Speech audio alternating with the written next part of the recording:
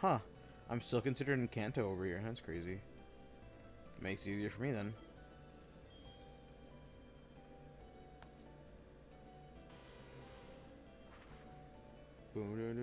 I'm just gonna see if I can get the dog. You know me, dog. There is also something I do need to pick up eventually. I can probably just swap over while I'm at it. Several night encounters, and one of them is going to be for oddly specific Pokemon too while I'm at it.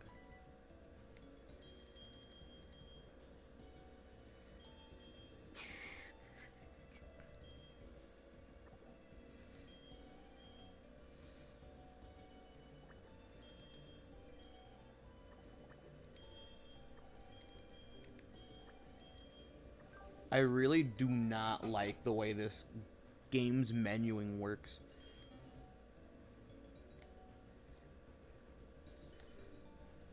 Like box menuings. I don't know, I feel like it's like more complicated than even in Diamond and Pearl Daipa? Is that what they call it? Daipa?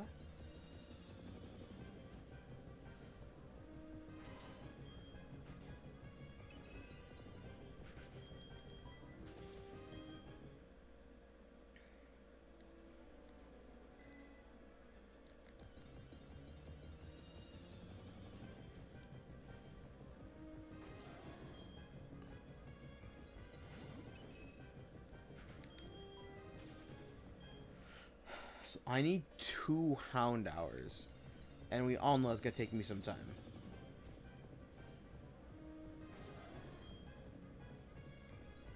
So I was trying something in my copy of Heart Gold, but Japanese Heart Gold. I have a Japanese Heart Gold.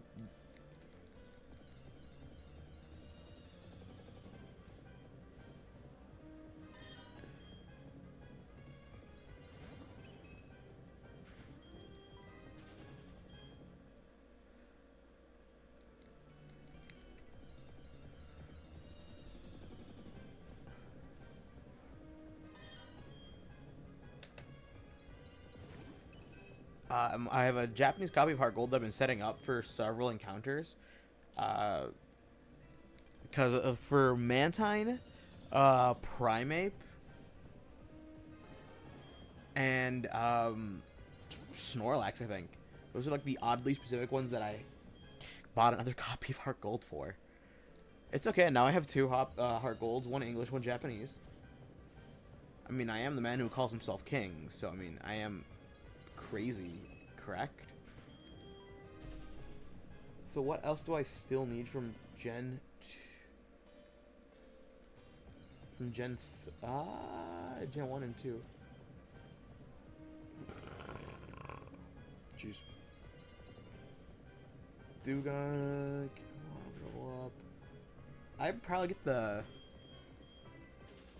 Cubo and whatnot too while I'm over here, but Kangaskhan, Chansey, those are going to be interesting ones to try to pick up. I don't think there's going to be an easy way for me to... I mean, easy for Chansey, yeah. Like Scarlet Violet, but Kangaskhan? Like those Magmar, Jinx, Tauros, those 4 will be a pain. I mean, like those Magmar, there are some games I can pick them up. The Evolutions will be a pain. I can probably... I don't know. I can probably use my brain for that. The fossils are going to be a pain. I forgot, I haven't evolved one yet, so. I'm going to see if I can learn RNG manipulation for Fire and Leaf Green. Probably get those from there then. Starter is going to be easy. Oh, Ariados. Yeah, I forgot. Ariados is also why I picked up a copy of Heart Gold.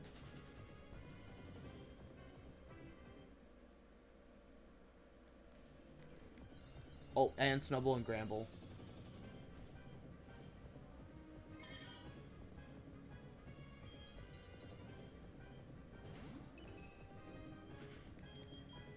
There's a decent amount of Pokemon that I'm missing, and a decent amount of Pokemon that I can, like...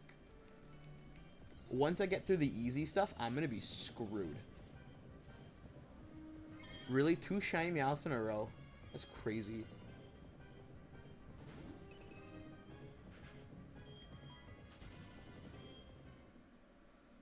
What is my train of thought here? I mean, Glade, Duskanor, those wouldn't be too... What is this? What's with the shiny meows? Cut it out. Yeah, there's a decent amount that I'm going to be screwed for. I mean, a lot of these can be picked up Scarlet and Violet, which is going to be probably, like, my saving grace. But there's a lot that I'm going to actually have to... Okay. If that was going to be shiny, I was about to get ready to... about to get mad. There is a decent amount of games that I can, like... You know, muscle my way through. Because of Scarlet, you know... There's a decent amount of mods I pick up from Scarlet and Violet, so that's gonna be easy-ish with a question mark. But there's some mods I'm gonna have to really struggle for, and I'm not gonna be happy about that.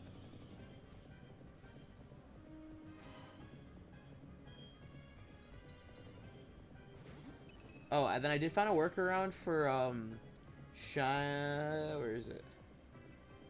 For Diancie. But, and Xerneas and Yveltal. I have a workaround for those two. But Zygarde and Hoopa Volcanion, those just can't be obtained. I mean, Zygarde, yes, I can get Zygarde. That's gonna suck. I'm gonna hate that so much, dude. I'm glad Scarlet and Violet does help me, so, like, drastically here. Oh, and the top boost. I gotta work around for those. The, Ultra Beasts are gonna be pain. I actually do have Shiny Solgaleo and Lunala from the street. They had an app for them, which was weird. Like, on the last couple of, like, months. I still have them. I never picked them up.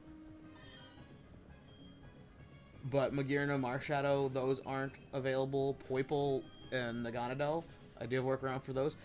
What's crazy is before, like, when I did Shiny Hunt when I was, like, growing up, or when I was still in high school, I did catch a Shiny Stakataka, which makes me really upset that I didn't stream back in the day.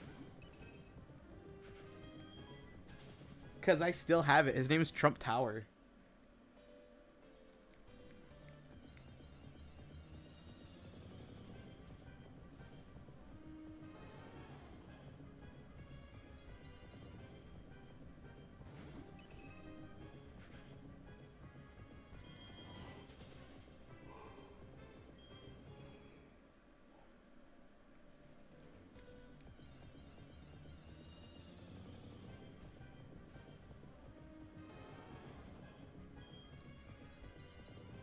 I don't have a lot of workarounds for, like, specific Pokemons. Like, I don't have a workaround at all for Articuno, Zapdos, and Moltres for the Shiny Galarian ones.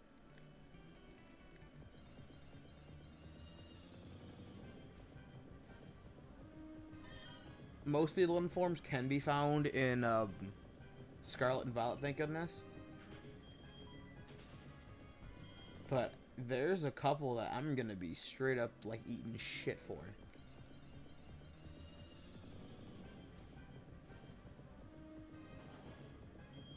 Well, you're not blue, unfortunately. I do have Shiny Zacian, Zamazenta, and Eternatus from the events. I still have them somewhere. I just don't know which game they're in at the moment. Yeah, thank the Lord Almighty for, Shut up, Windows. I'm not gonna update you. Eat shit and die mad. Thank goodness there's a massive, like... Thank goodness there's a massive workaround. Or, yeah, okay, Scarlet and Violet. That takes care of, what, like 600 Pokemon? Which is really helpful, but there's a lot I'm gonna still have to suffer for. Like Darkrai, Shaman, Arceus. I mean, Manaphy, I just gotta... Against my better judgment. Against... Damn it. As much as I don't like BDSP, that's gonna be the easiest way for me to get that Manaphy. Darkrai and Shaman, I do have those 20 copies of Diamond and Pearl, so I'll be fine. Now my question is gonna be, should I pick up more copies of Diamond and Pearl? because there's gonna be like the Lake Guardian trio. This is why I don't. This is why I don't like Gen 4 and 5. Like, they slowed it down in other games, but Gen 4 and 5 had so many fucking legendaries. Like, come on. You got the trio, another trio, another trio. So you have the trio here. You got Yuzi, Yuxi, Mespir, Azelf, and then you had Dialga-Palkia, Giratina, and then then you had Regigigas and Cresselia, and Heatran. Those trio, the ones that no one fucking cares about. Then they have like four mythicals. I'm sorry, 4 of them total. And then Gen 5, you had Victini, and then you gotta like move some more. Yeah, the 3 Swords of Justice. Yeah, the 3 Incarnate Genies. And then you had the trio as well. And it had 4 mythicals with Keldeo, Meletta, Genesect, and Victini. Then you like... Then you get to X and Y for however much people hate it, doesn't matter. You got the trio here, the X, Y, Z, yeah. And then you have the 3 mythicals, that's it. And at least 2 of those aren't attainable. Shiny Diancie was available in a Korean event with a Japanese copy of X and Y. So I bought myself a Japanese copy of X and Y. Because I'm the man who called himself king. The man who called himself king is insane, I guess. But then you go right back at it. You got Shiny type Null and Savali because of Sun and Moon being Sun and Moon, of course. But then they just hit you with it. You got 4 Tapus. Yeah, 4 more legendaries. 4 more legendaries because of the split evolution line. You got 1, 2, 3, 4, 5, 6. 1, 2, 3, 4, 5, 6, 7, 8, 9, 10, 11, 12. Like 12 not really legendaries. And whatever the fuck Necrozma and Zeraora count as. And you got more mythicals within Magearna, Marshadow, Meltan, and Melmetal. And then you get back to Scarlet and Violet. Sorry, so Sword and Shield. Look at these guys. You got the 3, the trio. And then Zarude, I don't know what the fuck Zarude counts as in mythical. I don't fucking know what he is. Kofu and Urshifu are even considered legendaries. They evolve. But they have Regilucky, Regidrago, Glacier, Spectrier, and then Calyrex.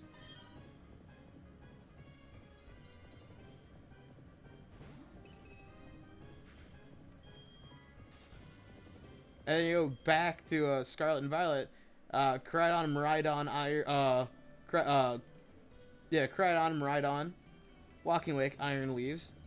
I mean, that's fine. I mean, these 2 are shiny locked anyways. And yeah, Okidoki, Monkey Dory, Pheasantipity, Ogerpon. Those 5. I don't know. What are they considered? Legendary? I don't even fucking know. But those ones are shiny locked. Ogerpon's a mythical? What the fuck even is Ogerpon, honestly? And Gouging Fire, Raging Bolt, Iron Boulder, Iron Crown, Trapagos, Petulant. All shiny locked. So, that's fine. That's fine with me, dog. If whatever can scratch off my list without me actually having to work for it. Some games, yeah, just a couple, and then you...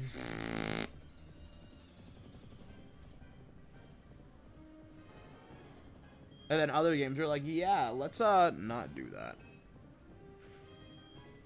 I mean, 33% is still pretty good. That's 356. That's nice. That is nice. There's a whole lot of mons in this. Fuck. There's a whole lot of mons, and I guess the best I can do is just gamble.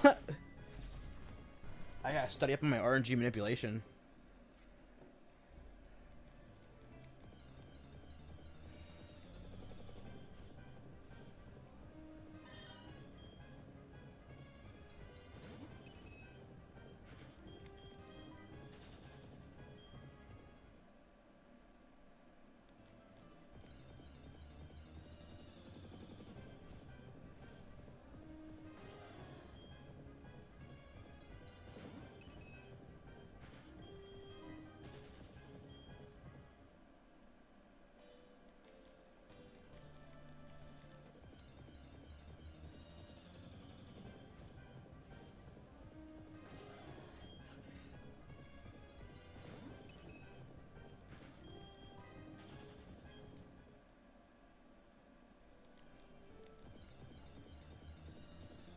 So now the man who called himself king must think 20 times over. Outside of getting this, what is my best course of action? So my course of action is get 2 dogs. After catching my 2 dogs, what is it the man named King does?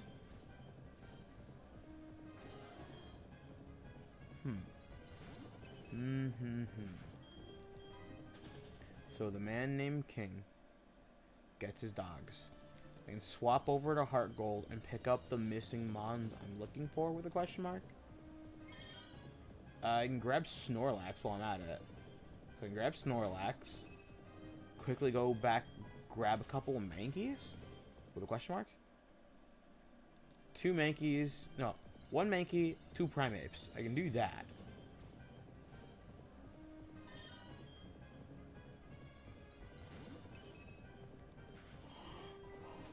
Which should be... Jeez. Which should be fine, theoretically, I'm guessing here.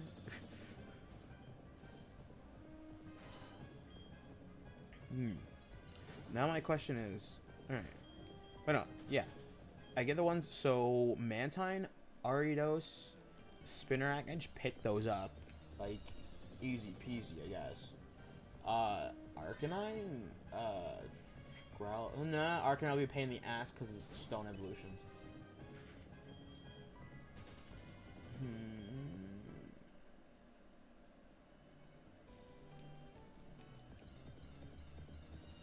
Yeah, that's still a pain. Damn it.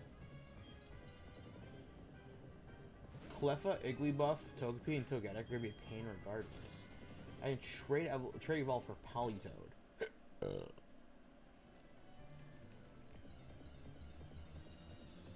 I can still look for Yanma, but that's gonna be a pain in the ass. Pick up Snubble, Granbull possibly? With a question mark?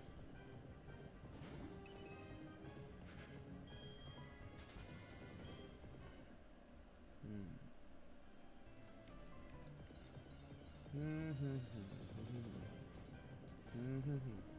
mean, I already picked up a couple Licky Tongues, and so I just gotta evolve those 2, which would be a pain.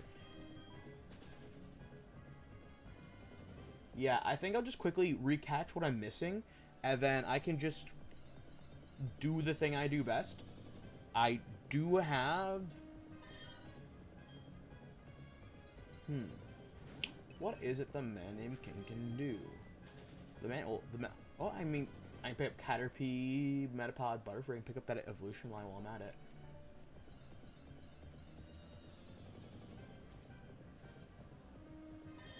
And then from there, I can just transfer up what I'm transfer up all Pokemon.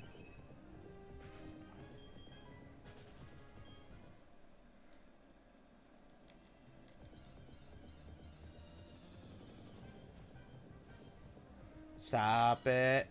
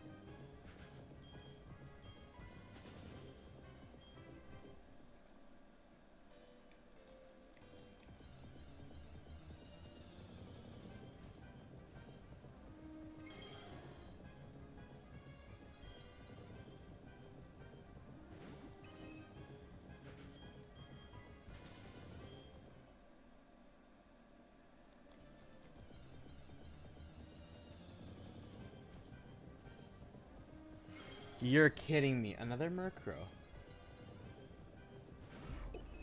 Well, in all fairness, I can make competitive builds for some of these Pokemon, which is going to be really fun.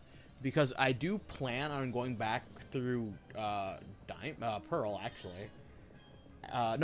Platinum. To max out the, what is it called again? That'll be a different story altogether. The stars.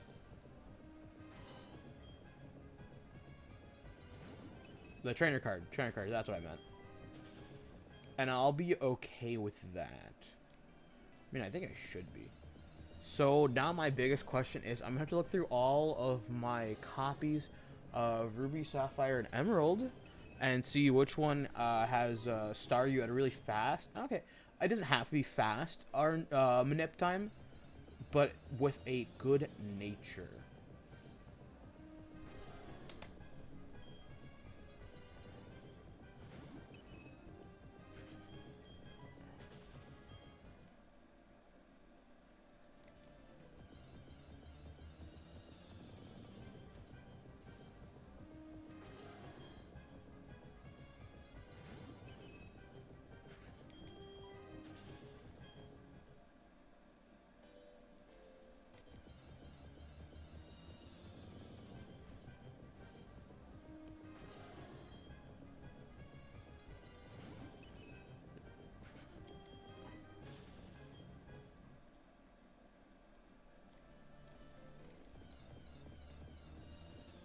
Dun, dun, dun. So far, I've only found one Persian and one Houndour, thank goodness. Alright. So the idea is, unfortunately, Hypnosis on Mr. Mime is an egg move. So I just quickly caught another Mr. Mime. Named, this was earlier, named him, No Sound, I think it was. I should name him No Audio. Would have been funnier. He's got soundproof. Thank goodness.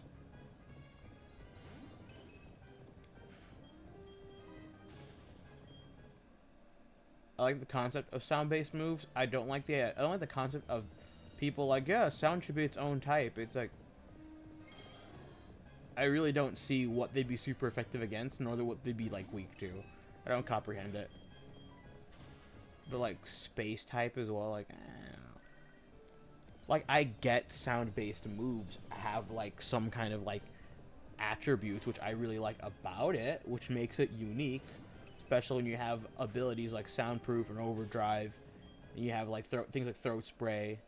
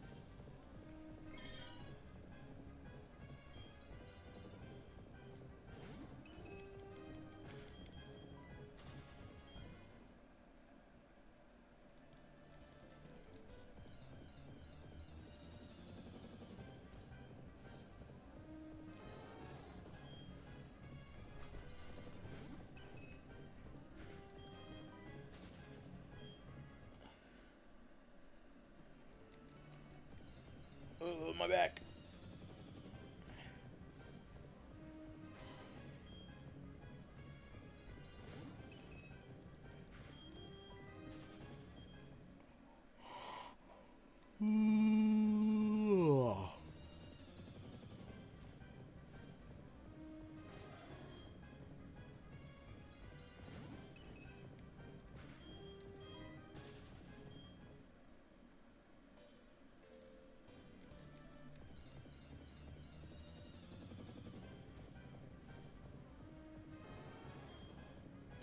Nope, that's still Vulpix, and Vulpix will not be shiny in the slightest.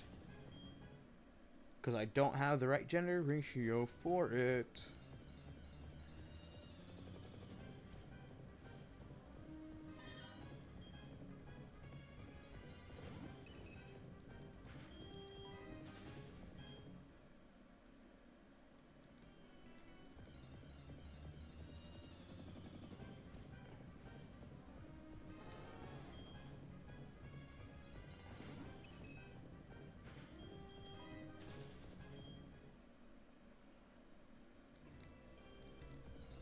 Nope.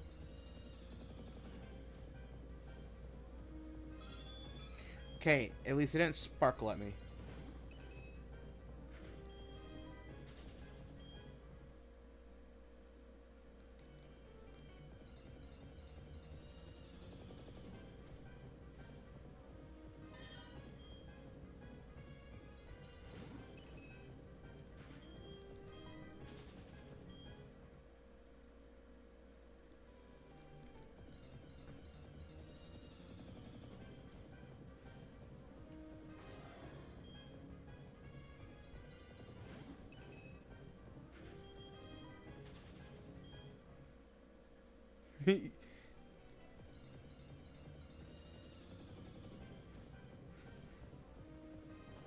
Damn it.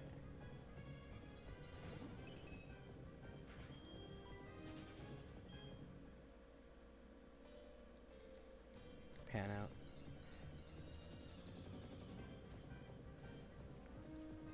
Damn it.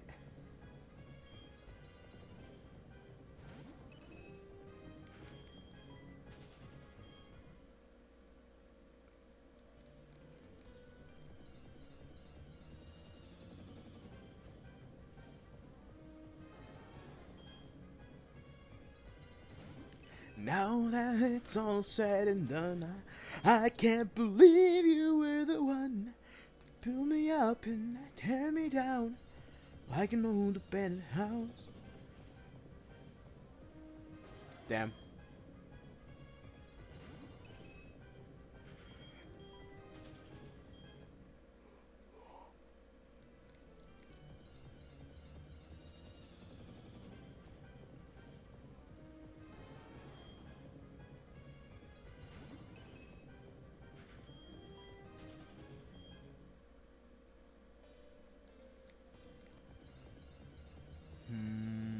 Bum, bum, bum, bum.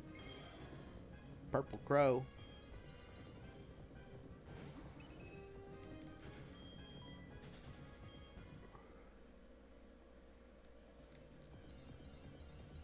I'm pretty sure I should just... In all fairness, I should just pick this damn thing up from, Diamond or Pearl. Probably been smarter for me.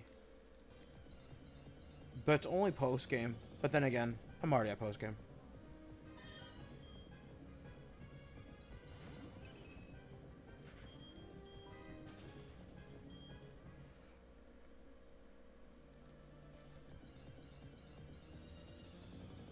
Bum, bum, bum.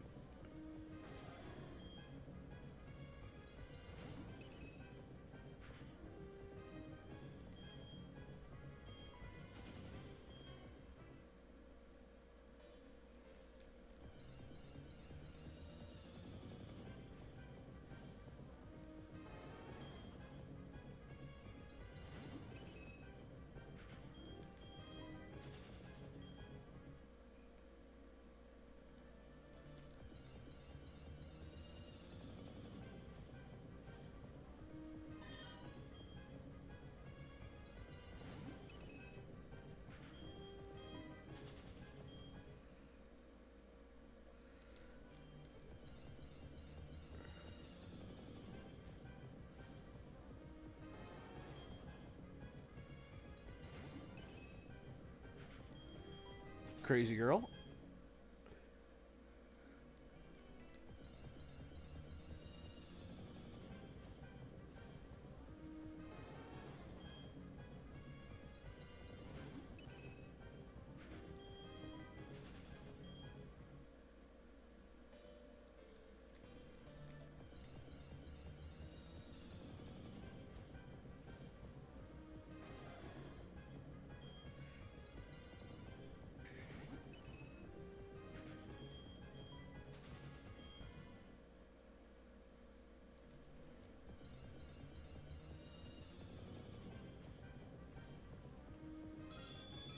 Okay.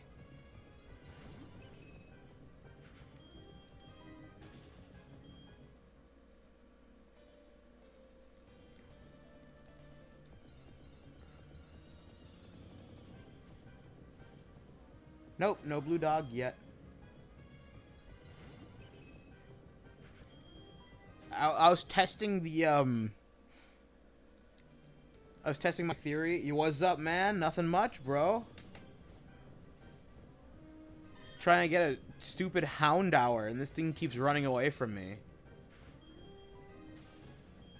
Last week it used Roar, and I lost 2 of them. And they're such an awful encounter rate.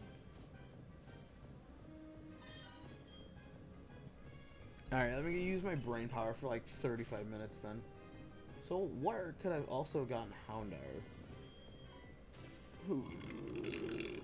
Excuse me, god damn. Houndour. Were you even available in Diamond Pearl?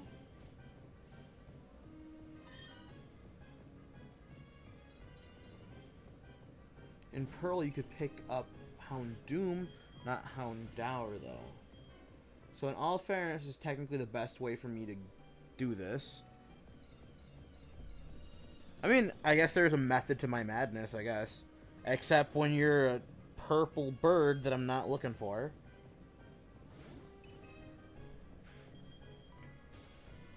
Houndour is a little dog here.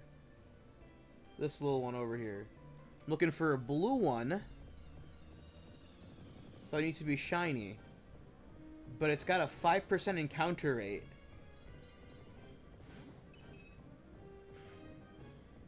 So it's got a really low encounter rate. And to make it even worse, even with Cute Charm being like a 25%, even with Cute Charm making it like a 20% chance, that would still make it a 1% encounter, which is equally as awful. So yet somehow throwing coins at a wall.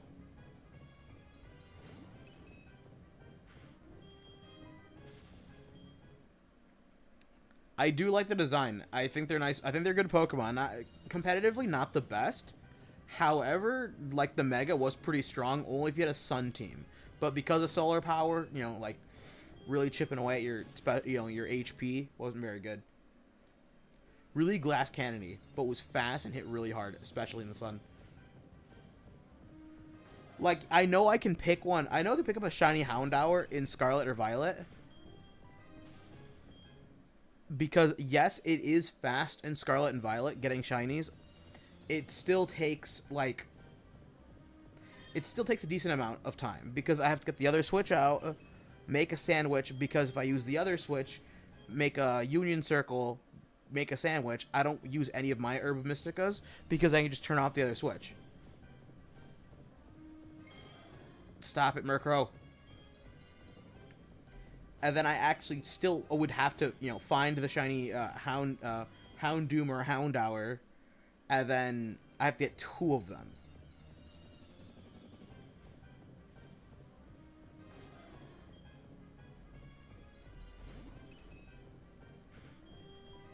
So while, yes, it is faster in a theoretical sense, shooting for 2 1% encounters shouldn't be that hard.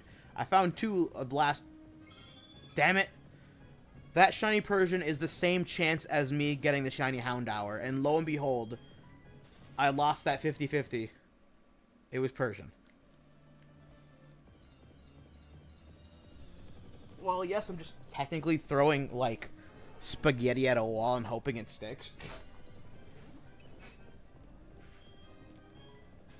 The only problem for Heart Gold and Soul Silver is that Houndour being a 5%, and then with the shiny being like a 1% with Cute Charm.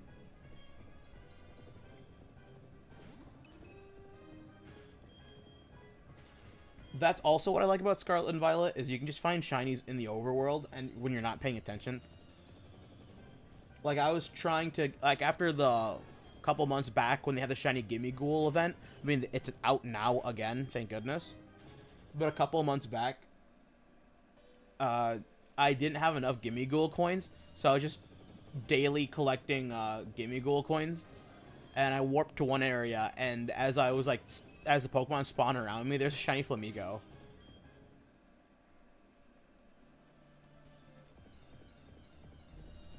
Yeah, some Pokemon are like really scary. Okay. Like Chansey, like a shiny Chansey is really nice. Nice and green. I don't like how when it evolves into Blissey, it's slightly pinker, like a light pink. I'm like, well, that didn't really change anything.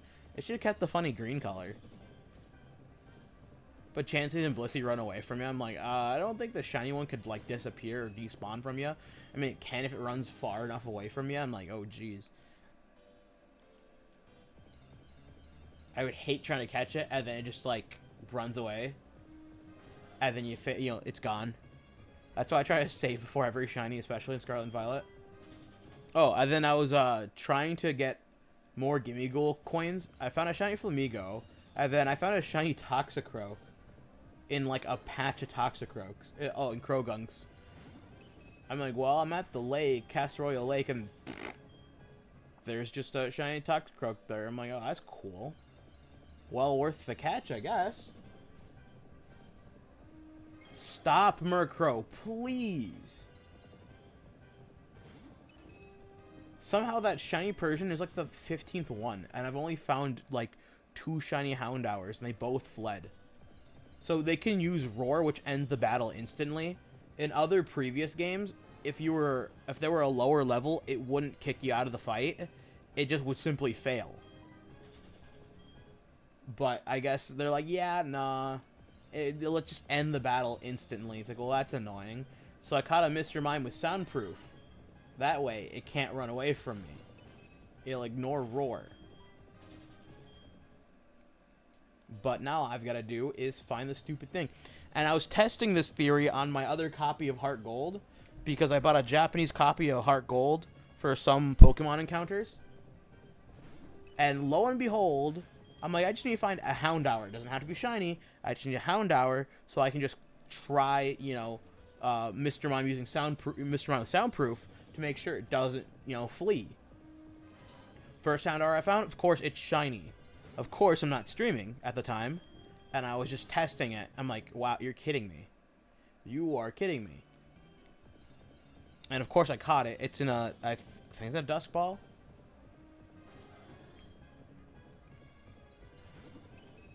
That is also one thing I really like. I know, right? It's like the moment, it's like, oh, how lucky of me. I found the shiny 1% Houndour that I was looking for. But I wasn't shiny hunting for it. I just looked for it. Looked for a Houndour so I can just see if taunting it or if using soundproof Pokemon would stop it from running away. And lo and behold, I'm like, I find it when I'm not streaming. Yay! Like, I play a lot of Pokemon outside of, like, streaming. I play, like, while I'm at work to try to set up some things.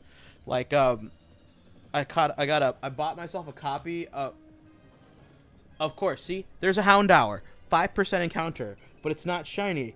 And it's a 1 in 5%, a 1 in 20. No, sorry. It's a 1 in 5, so it's a 20% chance it would have been shiny. Lo and behold, the Houndour I find isn't shiny.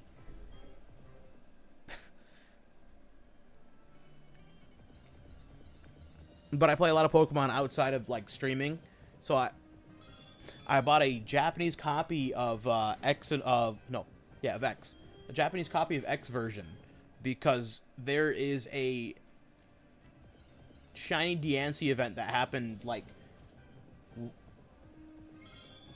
that shiny Persian is the same percent chance as the shiny Houndour, because it's another 5% encounter, and lo and behold, it's still a 1 in 5, so 20% chance. That makes me mad. That's the second Persian compared to no Houndours yet. Once again, I lost that 50-50 coin flip of what it could have been. So there's a shiny Diancie event if you have a Japanese copy of like X and Y, because it was technically a Korean event, but it works on Japanese copies of the game, thank goodness. So I have a Japanese copy of the game, and I'm playing it in English. And I always fear finding a shiny Pokemon because I'm not, you know, streaming. So I have like a whole bunch of copies of Ruby, Sapphire, Emerald in English and Japanese, and Fire and Leaf Green also once again in English and Japanese. It's the curse of being a YouTuber and you're not recording a great moment. Yes, that's the curse. So I was what was I trying to do? Oh, so in Ruby, Sapphire, and Emerald, I was trying to get to the Safari Zone. So a lot of the copies of Ruby and Sapphire and Emerald aren't even finished. I just got to the Safari Zone and quickly just hopped the Safari Zone so I can set things up for Safari Week.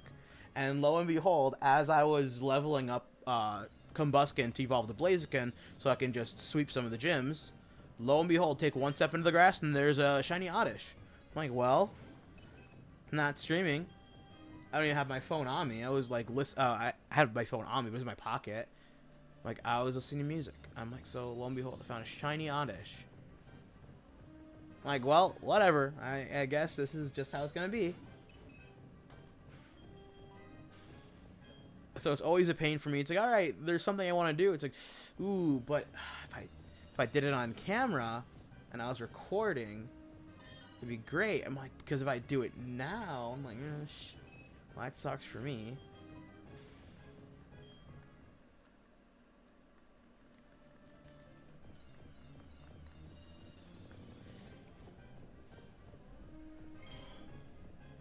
At least it's not another shiny Murkrow. It's a shiny Eradicate. Well, that sucks, I guess, for me.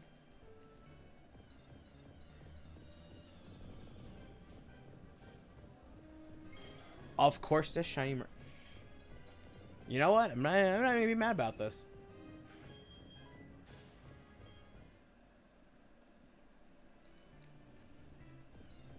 Whenever anything can go wrong, it will.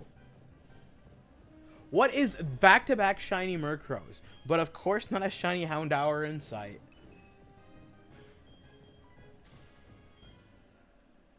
So because of cute charm glitch, depending on the like hexadecimal that you tried to like set up for the RNG manipulation, you can also manipulate what their like natures can potentially be. So this one's like this cluster of natures can be anywhere from having like Jolly to having Adamant. And an Adamant Honchkrow I used to run all the time back in X and Y. It was like it was a really weird setup for the Honchkrow. I think mine was max HP with max attack, Adamant natured. It was like one of the best counters to like Talonflame, because if it Brave Bird, you could survive it. If it was invested in like, if it wasn't fully invested in attack, you can survive it, and then you could just Brave Bird yourself. So you'd both take down. So you'd lose. People would lose their Talonflames to Honchkrow, and they're like, "Well, that sucks for me." I'm like, "Yeah, stupid. You didn't expect that now, did ya?" And of course, it's like, alright, now you lost your Talonflame. What else you got in the back? Man, I miss those days. Like, OG X and Y days. Back when I played online competitive, I was like 3rd in my state. Man, that was like almost 13 years ago. I feel old. Used to play a lot of Showdown. I used to as well. I'm kind of hoping to see what the new like project is for Pokemon, because I know they announced they're gonna have that like one app for using like in partnership with Pokemon Home to like do like battle simulations, like, which sounds really interesting. I would like to see what benefits you can get from it. Like, if you, like, play, like, if you join some events, or if they have, like, some type of theme, like, could you get shiny Pokemon that are, like, shiny locked? You know, could there be, like, events through it? Like, ribbons. Like, new ribbons for some Pokemon to pick up, which would be really interesting to see. And then, like, how's it gonna work? Like, since it's gonna be using, like, Home, the Pokemon Home, Like, how's that gonna work? Can you like fix natures, IVs, um, EVs? Like, could you set it up through that? One of the first people to contrary shuckle. I did something similar with Mega Slowbro. It was like Calm Mind, Iron Defense, Rest, and then at the time there wasn't a lot of Pokemon with Flash Fire, but there was a lot of Pokemon with Water Absorb. So I had two different sets, one using Scald and the other one using Flamethrower. Because for some reason Slowbro could get Flamethrower. And because of Battle Armor, you couldn't crit through it. So if you let me set up, you're screwed for it. I did something similar back in the day with my friend Josh, because he loved like Black and White. He loved Black and White 2. It was like his favorite games. So I was like, all right, he wanted to fight me. He's like, I want to battle you. I'm all right, give me a couple weeks, let me build a team. And he could not break through Rhea Nicholas because via Egg Move with Muck, you could get Acid Armor.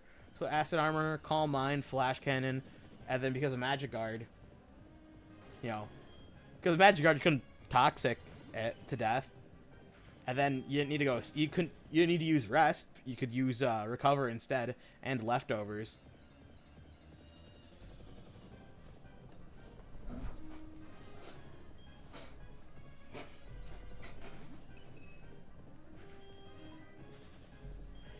He tried, I think, eventually he was like, all right, let me use some legendaries. Let me see if I can break through this Rhea Nicholas.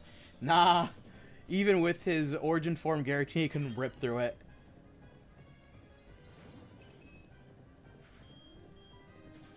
And even if he did manage to land a crit and break through its defenses, it still survived. And it wasn't a two-shot without a crit. Magic Guard was crazy. Yeah, you could even run Magic Guard Alakazam, Life Orb, and you wouldn't take the damage from Life Orb. That shit was still crazy. Clefable, you could have also done Clefable with I remember using Clefable with Soft Boil, Moonblast, Calm Mind, Magic Guard, so you could still, you know, like, chip through it, still with Leftovers. There, man. And it wasn't, like, super stally either, because, like, if it didn't break through, it was max HP, max defense, bold-natured. Like, it wasn't super stally, because I wouldn't just start Toxic stalling. I'd just start hitting things with, like, +2 Moonblasts.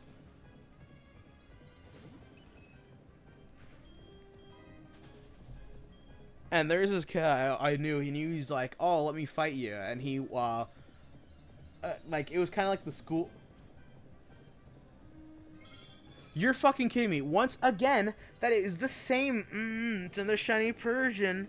And that's the same. It could have been Houndour, but once again, it's not. There's a lot of interesting items, and I wish there were some, like, also cool items, but also not. You know what I mean? Like, because Punching Gloves is now, it's Iron Fist as the ability. It's the ability Iron Fist, but as a held item.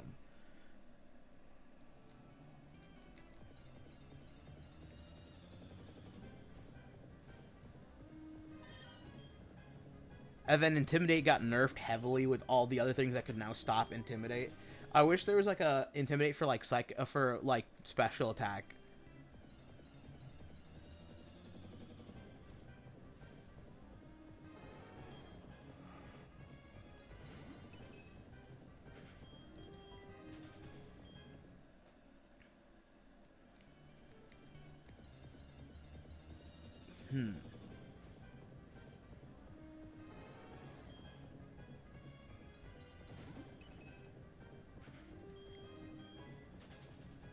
I mean, there are certain items you can use, like...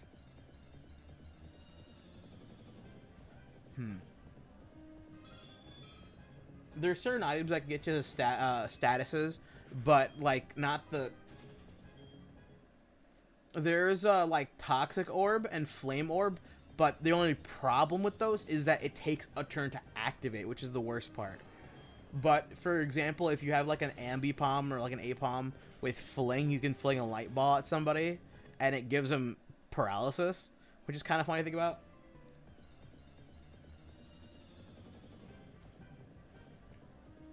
Yes! Alright, there's one. There's one. Alright. Okay. So, quickly go to Pokemon. Hop over to no sound, because he has soundproof. Don't you dare try to fucking roar first turn. Okay.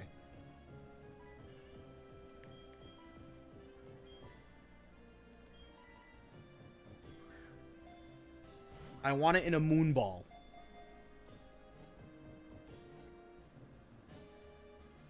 Let's fucking go. I need one more, and that's going to be the worst part. It's okay, though. At least got one. That's a start. That's a start. First throw, too. To corner prey, they check each other's location using barks that they can only understand. Interesting. It's a dark Pokemon. Alright, so blue dog. What is a blue dog? What should I name a blue dog? It's a hellhound and a blue dog. What is a good name? It was female, of course I could use blue or bluey, like, you know, Blue's Clues or fucking bluey, but...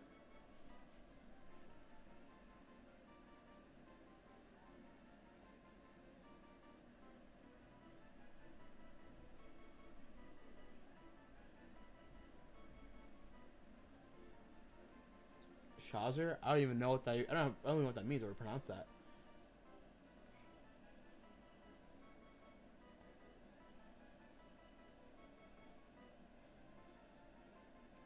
I was thinking Anubis, but that wouldn't make as much sense if it was Lucario. That make more sense. What was the... Oh, Cerberus. Cerberus, isn't that the name of the dog to the underworld? It's a dog breed.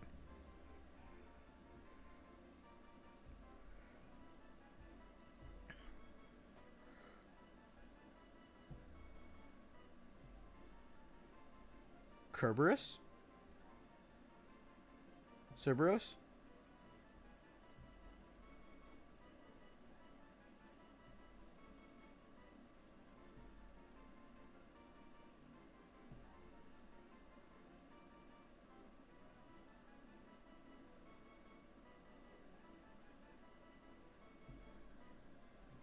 I think I'll use Cerberus, the one with the because there's Kerberos with a K or the C. I think I'll use the C one.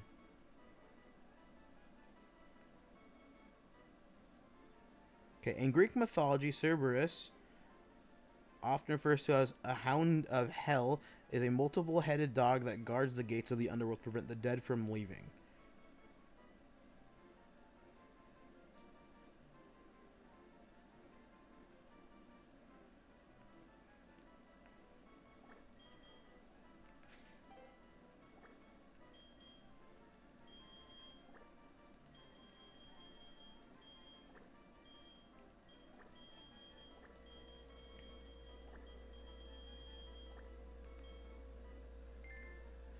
Beyblade. Curvex. Yeah, from Beyblade, dude. I remember back then before my friend would buy them from Japan, like from some website before they like released in the States. Man, dude, I love Beyblades. I have a whole shit ton of them, but they're not inside. They're in. I have them in storage. I still have some of the Beyblade arenas. I still have some of the arenas like inside though. My dad hated me with those things. He's like, stop making so much fucking noise in the middle of the night. Nah, I used to run a really nice stamina build.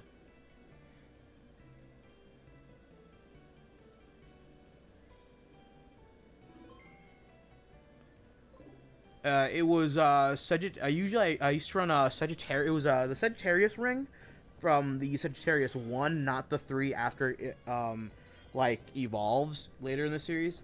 It was like the first Sagittarius ring, and then using it's like it was like Gravity from Gravity Orion, and then the spin track was T125, the Tornado 125, and the either MS, the Metal Sharp, or I used I think it was ES, the Eternal Sharp. That was the one that had the little like. I'm trying to remember what it was called. It had like a little rivet in it that spun freely. And I usually had it in stamina mode because of like 4D, but then it was like a hyper drill or whatever, the hyper drive. I don't know what the fuck they called it in English. But man, I remember those days. I remember buying them like crazy. And they had Shogun Steel. That shit was good. Especially with like Metal Synchro. Man, those things could hit a hard.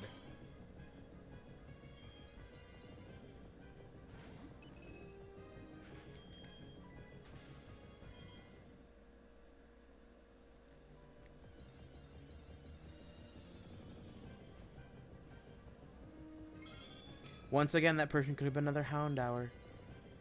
Damn it. Ah, Beyblade. Man, I remember those days.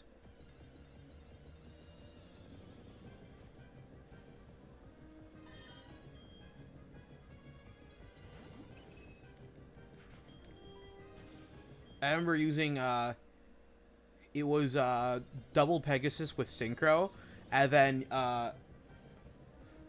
good days we had, yes, dude. Double Pegasus for Synchro, and then, using, you could use, what was it, like, F110, it was one little fin on it, and it was, the, spin track was 110, so it was like, 110 centimeters, and then with R2F, it was the right rubber flat. That shit was hard. And then I did have a metal face. I did have a couple of the metal faces sitting around. And then it had some heft to that shit. And you knock things around.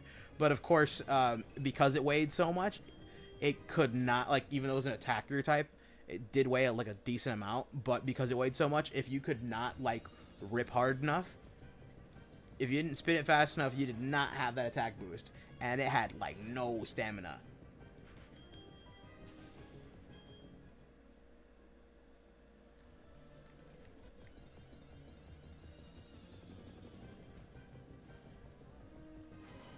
Then I remember when Twisted Tempo came out, and Twisted was, like, banned from every single competitive, like, play. I remember, like, even when Beyblade Burst first came out. Yeah, back then, yeah, OMG, BBG, I miss those guys. Yeah, they do some of the new, like, Beyblade stuff, but I don't know, I feel like the new Beyblade stuff is so hard to follow. They're not super expensive, they're just hard to follow.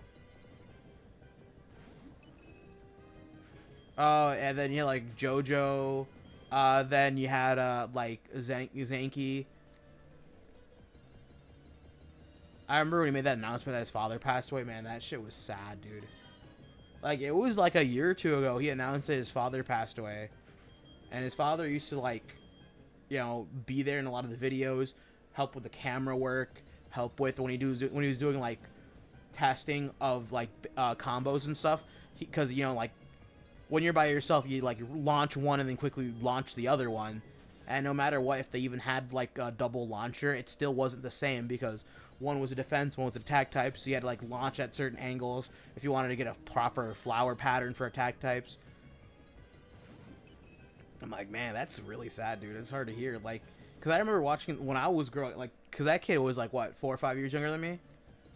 I'm like, man, that kid's, like, approaching 20 now, and, like, it's hard to hear that he lost his dad already. I'm like, man, that sucks.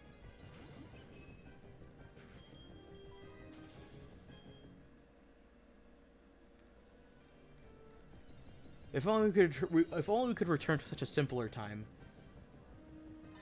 I remember when Moses departed the Red Sea with a fucking Beyblade, and that shit spanned for 40 days to let his people go.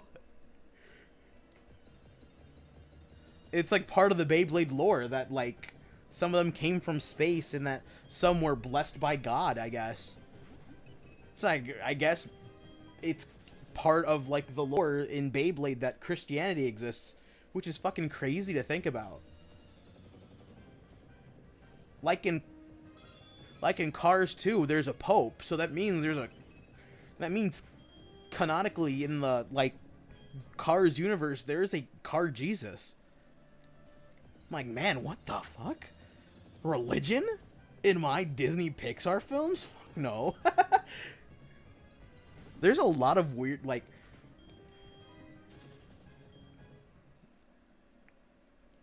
I really did like when Beyblade Burst came out. Like, even though people thought like Vault's character was kind of stupid, I'm like, oh, okay. In all fairness, it was a nice change of pace, because at first, like the original Beyblade series, the main character Tyson, like he was like practicing kendo and stuff because his like family.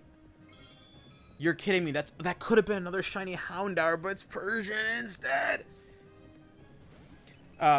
In the original Beyblade, Tyson was like supposed to be practicing kendo because his family owned a gym, and like I guess he was taken in by his father.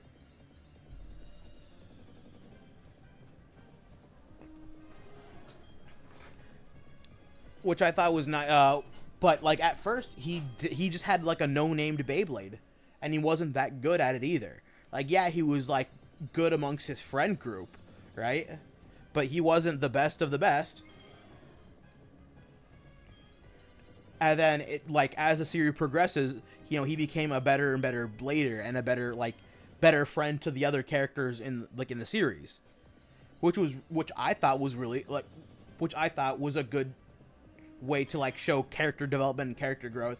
And then once you got to the newer series, like Jenga Hagane was already like the best of the best. And it isn't until he's defeated by his father where then he has to like restart from like scratch all over again. Cause it's like, and then you had I remember his name in Shogun Steel, but like he was also like already the best. You know what I mean? I haven't watched Beyblade X. I have not. Once again, that Persian could have been a shiny Houndour because they're both 5% encounters. I heard the anime for Beyblade X isn't bad. I just don't follow. Like, I did watch Beyblade Burst, and then, like, you know, Vault wasn't, like, amazing. In fact, he sucked at it. It wasn't, like, till, the other guys, like, gave him shit, and he actually started getting better. And then you had, like, Alta, whatever the fuck his name is, the kid with the red hair, right? But, like, he wasn't also the best either. He just couldn't, you know, at first he was like, yeah, let me just make my own, because his dad made one for Vault, but didn't make one for him, right? And his dad was like, well, you're not responsible enough, you're not grown up yet enough to handle the power behind Beyblades. I'm like, what the fuck? That makes no sense, but okay.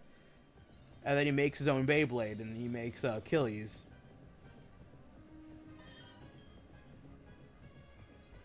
But I really liked that, because it's like, oh, yeah, because... And the other one's like, yeah, I mean... Jenga was cool and all, but, like, he first starts out being the best, like, when he's first introduced.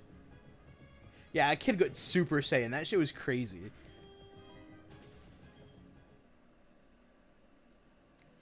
And then if you watch the anime in Japanese, the openings were really good. Like, the songs themselves were pretty good.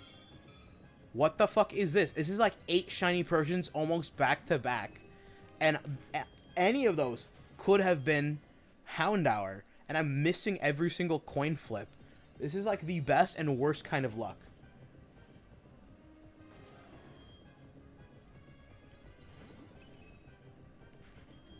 Yeah, because I remember listening to the opening for like Chozetsu. I'm like, Beyblade Z, or you know, that was like the Japanese name for it, Chozetsu. But I'm like, yeah, that shit was hype. Like the theme. He's still the GOAT though. I don't know, Tyson's pretty good too. Like, in the anime movies for, like, the original Beyblade, that shit was good. You had, like, evil bladers that trapped Dragoon into a fucking, like, seal, put it back to, like, where, like... And then he had to, like, summon, like... He had to, like, resonate with the seal to bring back Dragoon as his Bit Beast. I missed that. I missed the actual, like, Bit Beasts themselves. Ryuga fucking dies, dude. That shit was, like, heartbreaking.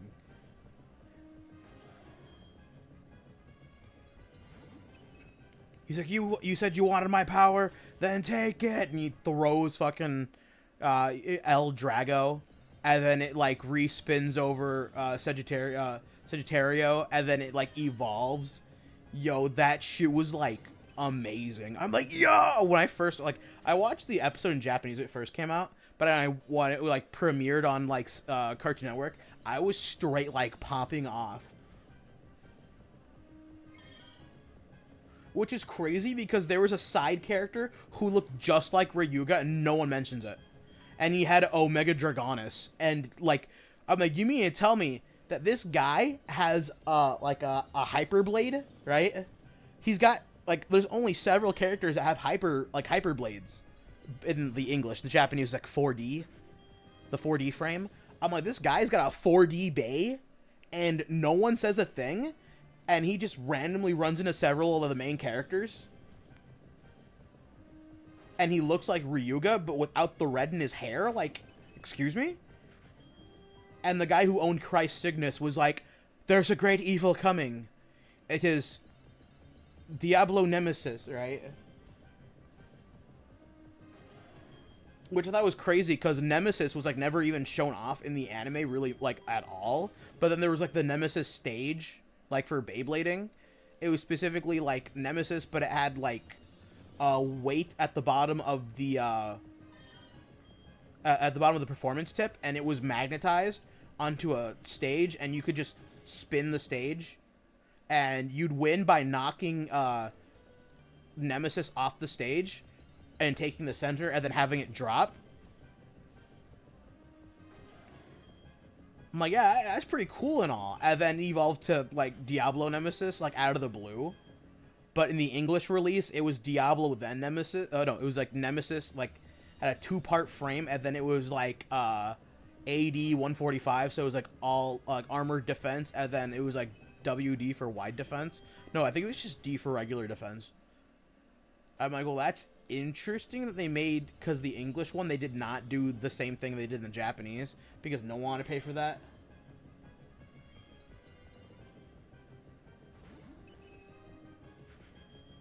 Yeah, if you look at the 4D frame, or the Hyperblade frame, for the, for Nemesis, you can see so many different, like, Beyblade pieces in it, which is really cool. Like, you can see the face for El Drago. You can see parts of, like, Orion, Cygnus. I'm like, yo, that's so clever, the way they, like, designed this thing. I'm like, that shit was smart.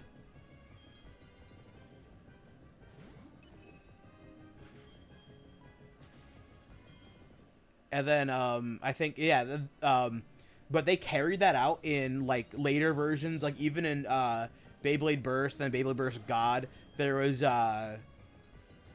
like, the piece where you can take off the little jewel in the center, and you can, put for, it's like, it was like Valkyrie Mugen, because it had the infinity stage, because Mugen in Japanese, like, is infinite, and they had the Mugen stage, and only then, they had, like, they were touring Japan with this fucking stage. If you could beat Mugen Valkyrie, you could get the Mugen chip. And that was the thing where you could put Valkyrie in a strike form at all times instead of having, like, the extra wings. I'm like, yo, what the fuck? Because it had, like, wings and everything. Because of the way God Valkyrie was. You could put the strike with the Mugen chip, or the strike chip, the Mugen chip. I don't even remember what the fuck it was called. And then you had, like, so many, like Orichalcum that had the giant fucking steel, like, driver. But you could only get them in, like, a Beyblade lottery in Japan, so it became super expensive for, like, regular people here in like anywhere else outside of Japan. Man, that shit was crazy. Japan was like all over that shit. But here in like in America, you couldn't hardly get anything. In Canada, people could like easily get some stuff, and I'm like, man, I can't get shit. Like, it's very expensive as a hobby. Or like the super rare skeleton version Phantom Orion. Like, man, that shit was crazy. I think like Zanky, when he bought it, it costed him like $1,000. I'm like, man, $1,000 for one bay, crazy. But it had that nice, clear skeletal like structure to the whole Beyblade. For the Phantom and Orion and the what was it, like the bearing drive? Yeah, I know, right? And then so in the English version for the Spark Effects, the Spark Effect Hyperblade, they had Phantom Orion was like yellow, and then the orange part to the frame piece, well, the frame piece to like connect to the Beyblade was orange. In the Japanese, it was purple, and it was like black in the centerpiece. But the like skeleton version Phantom Orion was completely clear, even the face bolt and everything. And the actual like fusion wheel itself was like painted black, and it was so cool. And it's got like it was black with these like metallic like flake finish. That shit was so crispy. I'm like, $1,000 for one bay. I'm like, I could never. I couldn't, but I might. Man, there were so many good things that came out, like, and then there was also like that one exclusive Japanese movie that came out for also Beyblade, but it was during like Metal Fury, the first season. Scythe Chronos, yes, dude. I still liked like Big Bang Pegasus with the final drive. That shit was good. Or Meteor El Drago, but then there's also like El Drago Destroy, Final Survive. But I think one of my favorite one was the defensive version of of El Drago. It was like I don't even remember the name off the top of my head.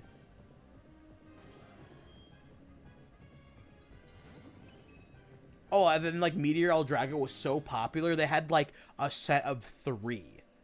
There was the regular Meteor El Drago Recover, Meteor El Drago like Attack, and then they finally released the left rubber flat. And I found a left rubber flat somewhere. I was at a thrift shop, and in the bag, Guardian El Drago. But they nerfed it in the English one. Yeah, no, you're right. It's Guardian El Drago, because it was like El Drago, in the English one, they nerfed it because of the English release. They didn't add as much metal to it. They didn't fill in like the cavities of like the actual like fusion wheel itself. So because of that, it was actually like it weighed less. And so did a lot of the El Drago fusion wheels. It wasn't until they released the specific 4D set one, or the I'm trying to remember the Hyperblade one. And there was the Hyperblade like premium set that came with a small stadium. Yeah, it came with a small stadium, and then it came with Big Bang Pegasus and El Drago Destroyer, with Final Survive and Final Drive. But I bought both of those.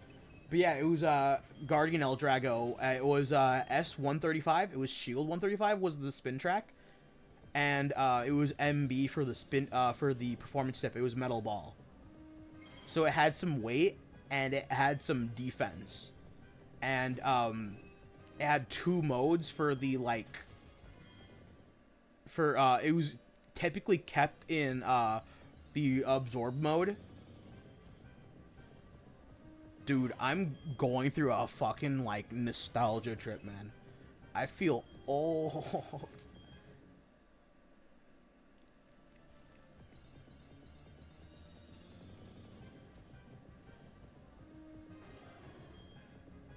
The fact that I remember some of these, like, performance tips and the, like, spin tracks off the top of my head is crazy, though. I'm like, I don't remember any of these. Like, yeah, and then everyone hated, it was, like, 230. Because it's just a massive, spin track for no reason.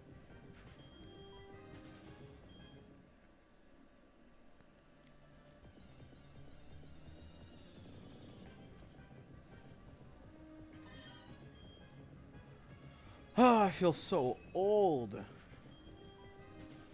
And then they, like, changed certain spin tracks, like, in other generations.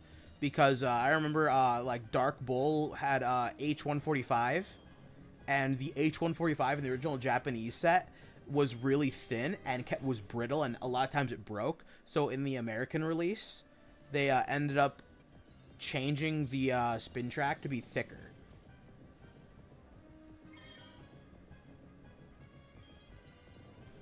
Man. And they had, like, for, like, Meteor El Drago, it was, like, it was, Meteor El Drago, and then the spin track was, like, I think it was L135. It was, 135 centimeters, but it was left. It was LF, it was left fin. And then the the performance tip was, it's, like, left flat, even though it was plastic. It's like, I get that, but then, like I said, they had the, that like premium collection. It's like a Japanese premium collection with the left rubber flat, and it was like this nice blue color. But that was like $350 when it first came out, which is even crazier. I'm like, bro, holy shit, people can pick this stuff up, man. I could never. Like, some of them, yeah, I understood. Like, picking some up were, like, pretty easy. But some of the, like, rare, more expensive ones, and, like, of course, the rare, expensive ones were, like, meta-defining.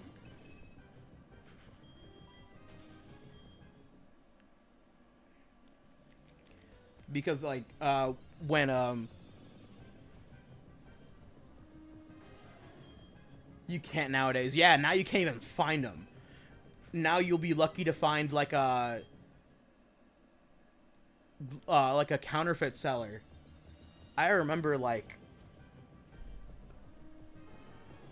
oh, Soul Fire Blaze. That's what I was thinking of.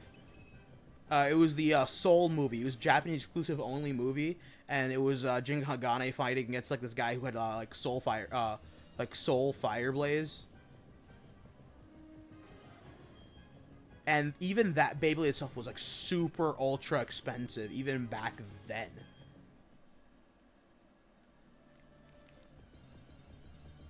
Dude, man, it feels crazy.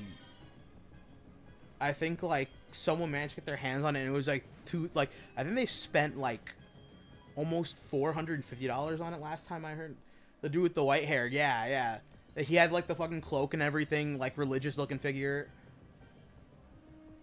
I watched the movie in Japanese because I really wanted to see what the movie was about. The movie wasn't bad, though. The movie was not bad, but imagine going to theaters just to go for it. And if I remember correctly, the only way to get it was if you went to theaters and you had your ticket. The ticket had, like, had numbers on it.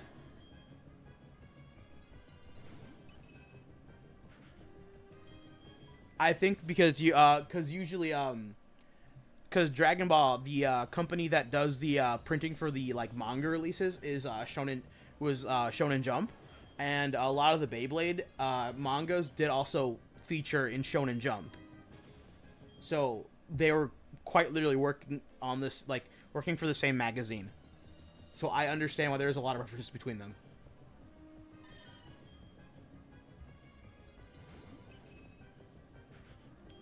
Yeah, even with, like, people with yeah, people going Super Saiyan.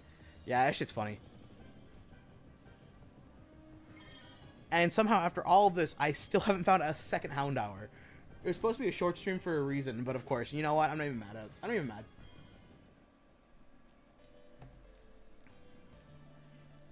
Dude, I remember those days. I remember when, like, the first generation of, like, Beyblade Burst came out, even before they, like, went, like, bigger, and then better, and then even... I remember when, like, the Scythe, I remember, that, I think it was Scythe. I don't remember what it was for. But the Scythe Beyblade was banned immediately because of how, like, it was supposed to be an attacker type, but it really wasn't an attacker type. It was, like, really circular and had small ridges just for, like, attack points.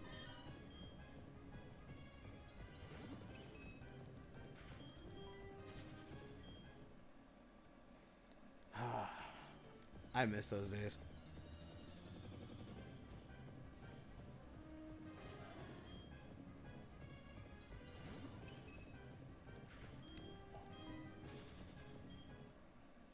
I even bought a couple of Japanese ones, too. Because I'm like, I'm an adult, I have money, I can buy Beyblades.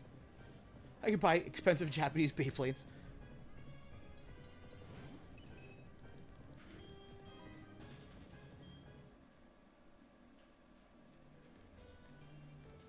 Turning Beyblades into a sport. I mean, if golf can be considered a sport, I think competitive Beyblade should be a sport.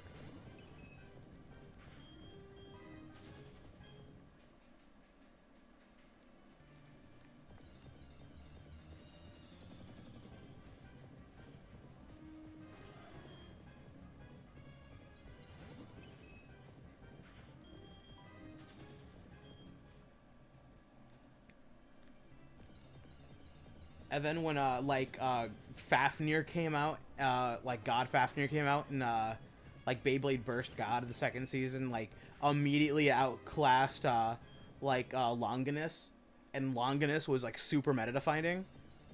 And like, oh yeah, now that the new Beyblades come out, it's already been outclassed. It's like, man, that's crazy.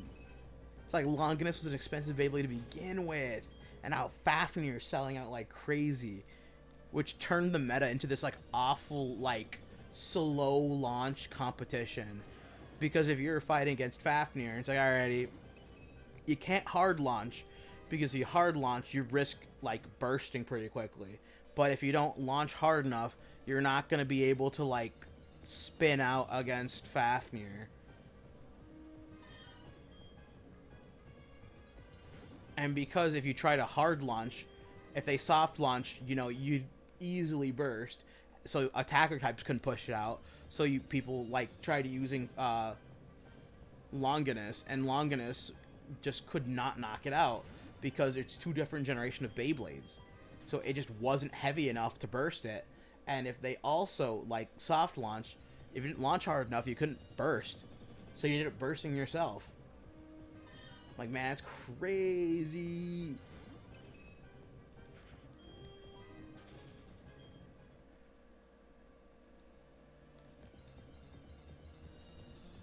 Man.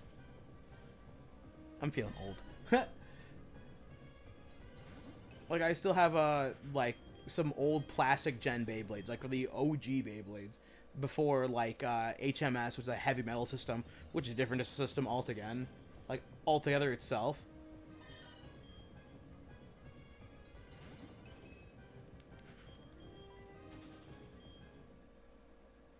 I wouldn't mind going back and, like, oh, but even, like, the old style Beyblade, like, OG Beyblades are expensive, too, which is crazy. And because they're made of, like, ABS, you know, they've, like, become brittle and frail if they weren't, you know, taken care of properly. So, of course, they're bound to, like, shatter. And I would hate to pay $600 for, like, for a Dragoon V just for it to shatter.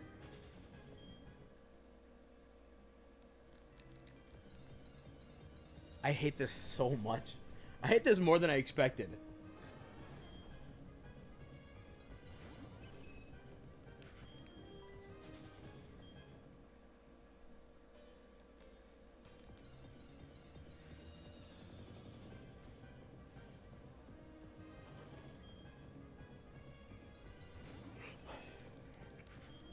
if you wanted to find like, and this is the worst part, this is what makes me really mad, is like I've watched videos of people like I've watched videos of people find like video game hunting in Japan, or they're looking for like you know, like they're not looking for like super rare, like super expensive stuff. They're looking for like specific things to fill out their like collections and stuff like that, right? Yeah, you gotta like if you want to find anything Beyblade related, like you'd have to go to like a hobby store in Japan, and of course, you know, you could find stuff, but it'd be hell of expensive. But I was watching this video, and this guy was like, he was looking for certain Pokemon, like Japanese Pokemon games in Japan, of course. But I was looking through some of the video footage, pausing at certain times, and holy crap, dude!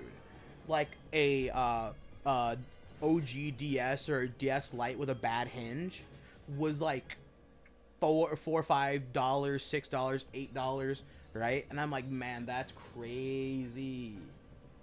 Oh, there it is. There it is. Alrighty.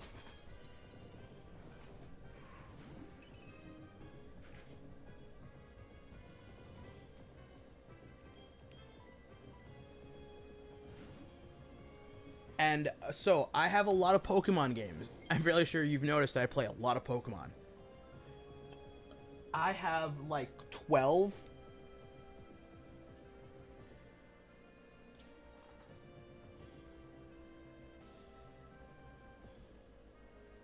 I've got like probably 16 DSs. 12 of them are the OG DSs, like the DS fat ones, right? But those ones are like,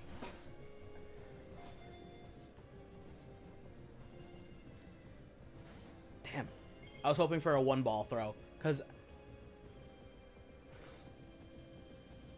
that's why. So the thing is though, is buying a Japanese copy of like Diamond, Pearl, Platinum, like in Japan, easy like $8. Getting them shipped to America is like $15, $20. So if I just went to Japan and picked up like Japanese copies of like these games for like dirt cheap, and then pick up DSs there, some of these Pokemon hunts would be so fast.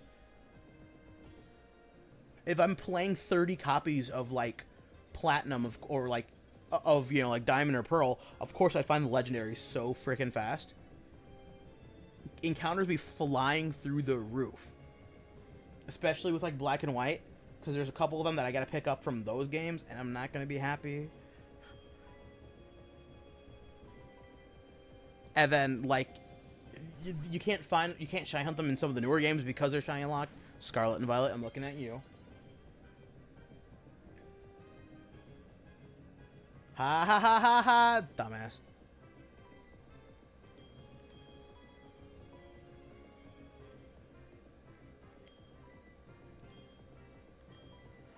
I did the event for some of the Pokemon. The event, Trember. Don't. Okay.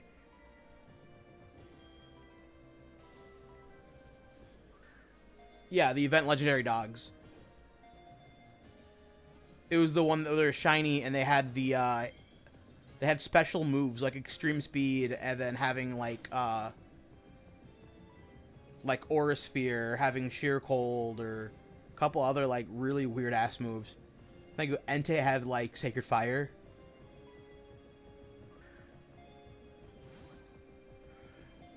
So it's funny because like some people refer to them. Wait. Okay, some people refer to them as legendary dogs, but they're not dogs, they're beasts, because they're not cats, but they're cats, which is weird, because Suicune is a leopard, Raikou is a saber-toothed tiger, and then Entei is a lion.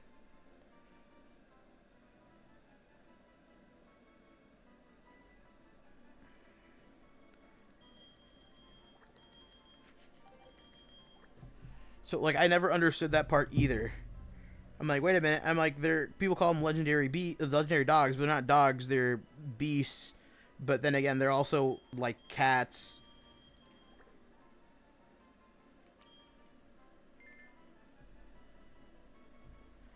Alright, so I will have to evolve one of those Houndours. I'll see which one has the better nature, though.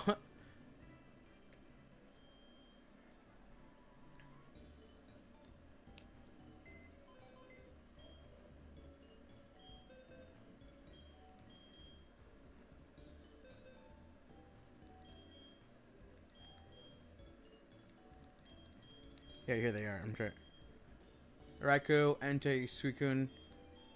Their natures are set. So, like, Entei, always adamant. Always relaxed. Always rash. You can fix them in newer gens, which is really good and all. Appreciate that. Thank you. And then which one? They have the same nature. That's crazy.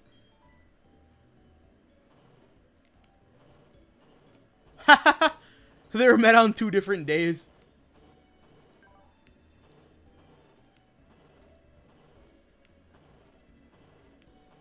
The first one seems to have better stats. Well, better speed and better attack. The special attack stat, both gonna suck, though. Higher HP, less special defense, though. Better have the same defenses.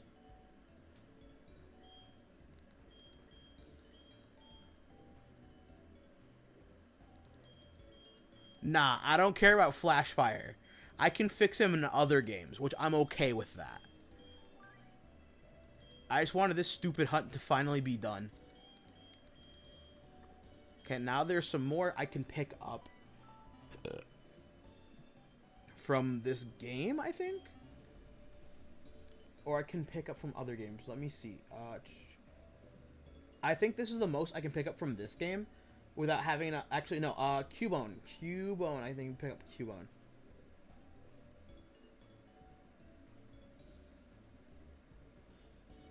Alright.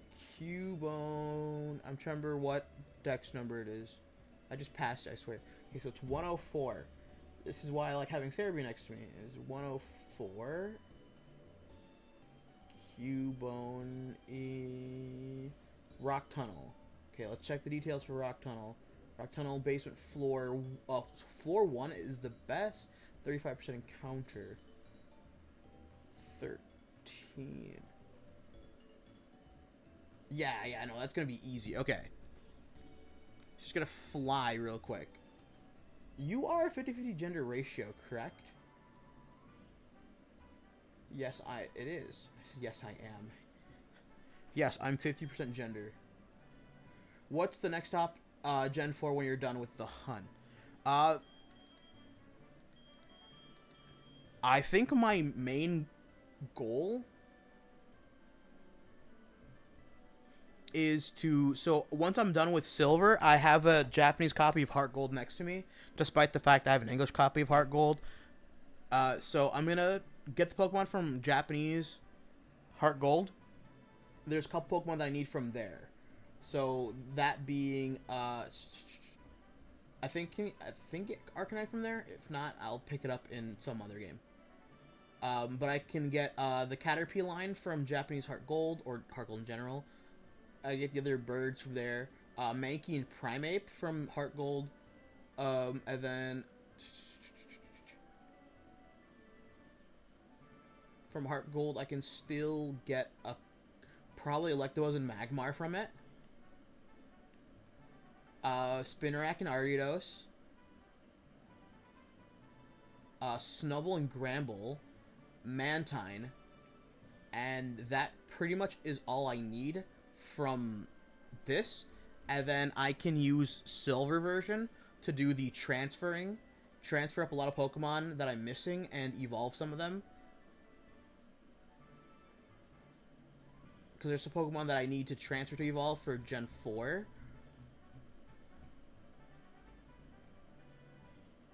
Where is it? Like Ambipom. Magnezone. Licky, Rhyperior, Tangrowth. Like Very Magmar, so all of these guys. And then Glade, Propass, Dusknoir, Frostlass, Mamoswine, while I'm at it. Gliscor. So there's a lot of Pokemon I can still pick up. And then from there, I'm just going to play a lot of Scarlet and Violet. Because there's a lot of mons I cannot get my hands on easily. Because there is no easy method in Gen 5 for shiny hunting. There's no cute charm in Gen 5. But I still have a whole bunch of copies of Gen 5. I think I have like 12 copies of Gen 5 altogether, in all fairness. But I will need that for the hunts for Cobalion, Terrakion, Virizion, Tornadus, Thundurus, Reshiram, Zekrom, Landorus, Kyurem. Keldeo, Meloetta can be done with Scarlet and Violet, thank goodness. And Sword and Shield. And then Gen 6, there are some easy Pokemon pickup Gen 6. But Scarlet and Violet will get me a lot of these mons, especially with Gen 7 and shit. And, of course, I will still need, you know, all Pokemon from Gen 9 anyways.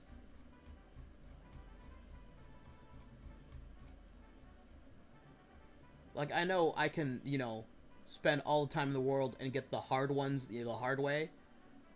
Or I can try to get the hard ones the easy way. Alright, what are they doing? Rock Tunnel. Rock Tunnel for 104.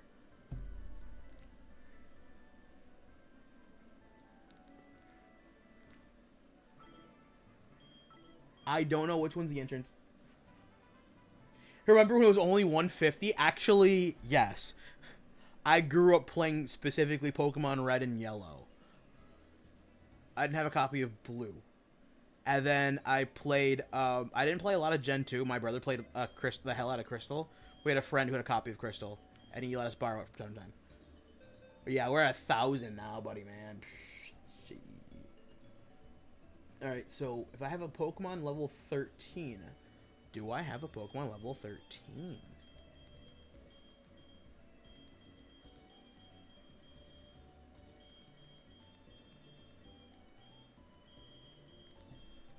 Okay, let's start at the beginning. Da da da da da da. I had a new life, you'd hardly recognize me. The reason I... Oh! There's one.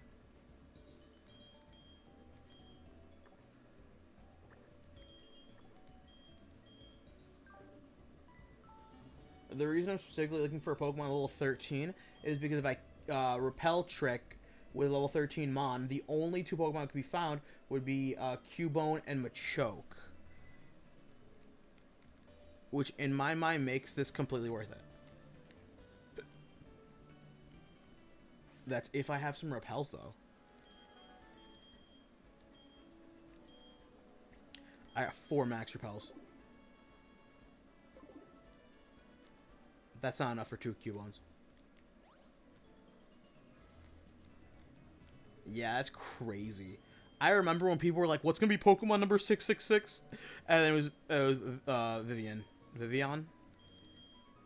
I'm like, that's funny. It's a giant fucking butterfly. We're going back all over again. We're back to butterflies.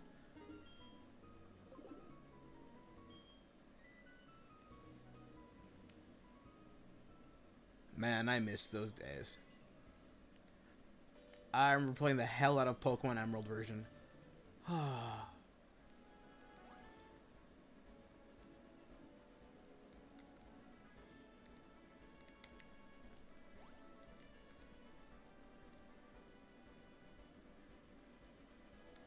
Damn it. Yeah, the fact that we're at 100 Pokemon, oh sorry, 1,000 Pokemon now is crazy. I still need this thing to be knocked out anyways, so. Chillin' Berry.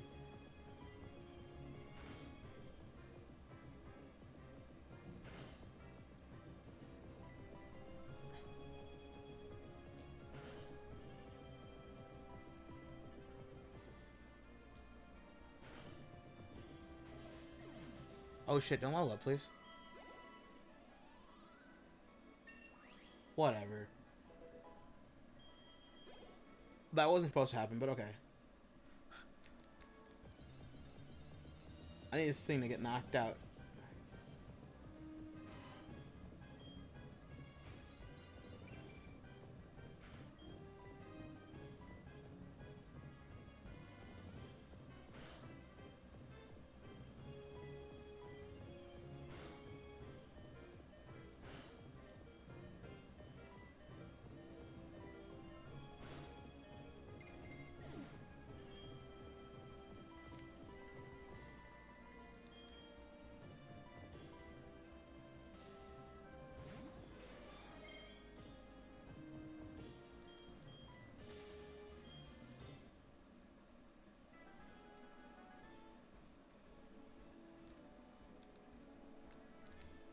I'm assuming this is Rock Tunnel floor 1.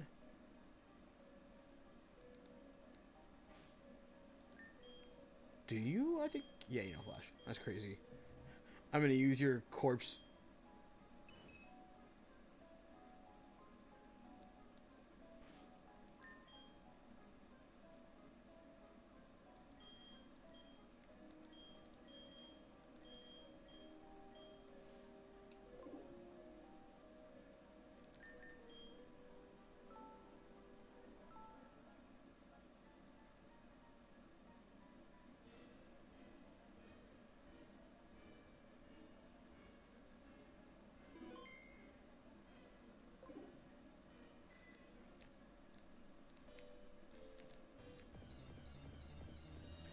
Alright, let's play. Everyone's favorite game. Can I...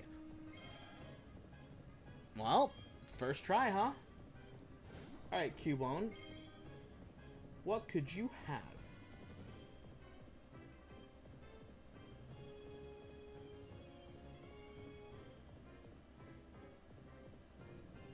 Rockhead or Lightning Rod?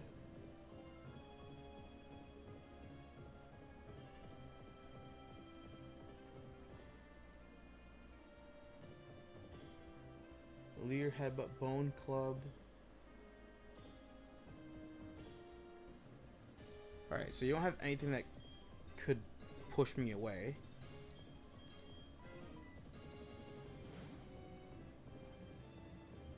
This is too easy. Bone Club, nothing. Easy. And then I could just yawn. Make it drowsy. Since I need 2 of them, we need to be friends, buddy. Friends. You don't have to be lonely anymore.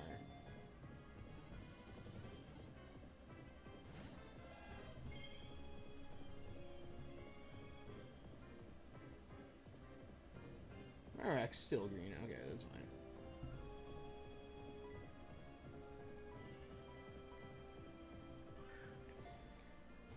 Okay, now you're asleep. It's easy. Go to bed.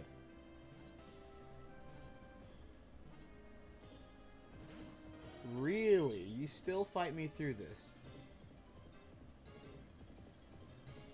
I like how Marowak's stats aren't any good either. Well, hold on a minute. I need 3 of these.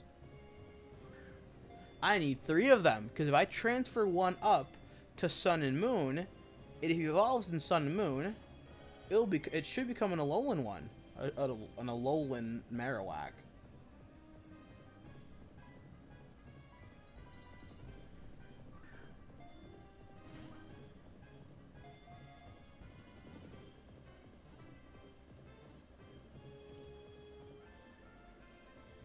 It hits some weird moves.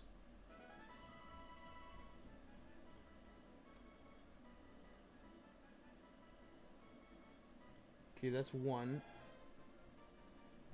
Lonely Pokemon.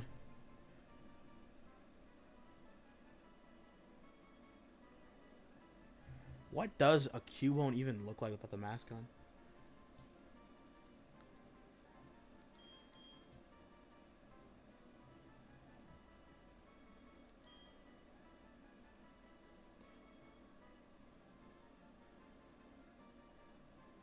A Charmander.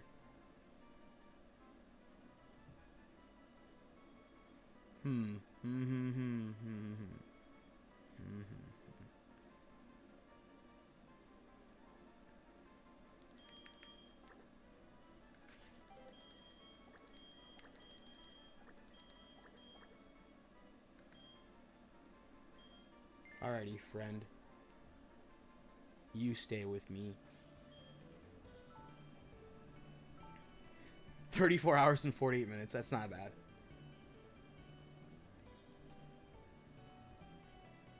So then I think after catching another one, a favorite Alolanmon. I like Alolan Sandshrew. I think its design concept is fucking amazing. It's an igloo. So cute.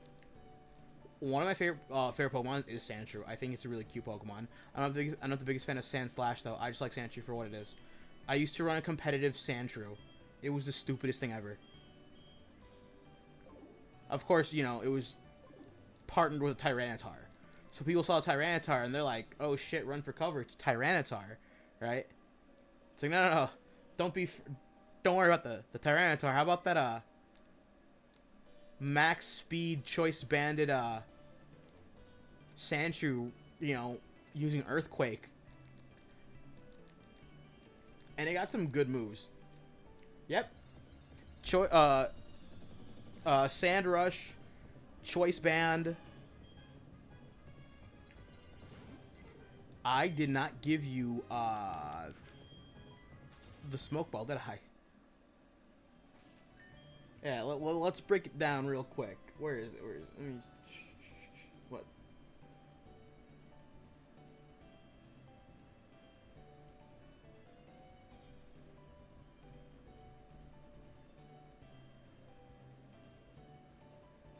Yeah, so it was Adamant. I think it was max speed, so I think it was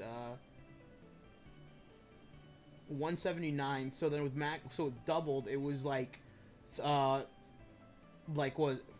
440, 458 in speed. So it had a massive speed stat, and then with 273 choice band, Earthquake hit like a fucking truck, dude. And then you could give it moves like in later generations. It got Iron Head. So you can use Iron Head to knock things out.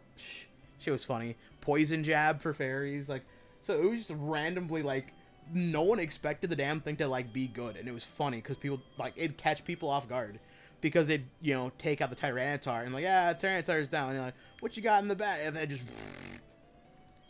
It's like, well, I didn't expect that. It's like, yeah, no one does. Stupid. That shit was mad funny.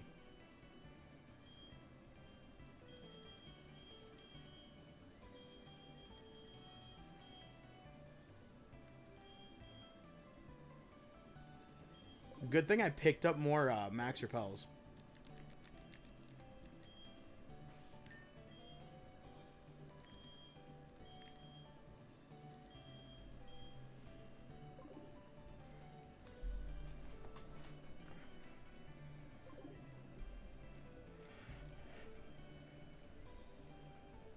Yeah, it was a weird set because, like, I also had the Fear Aeron.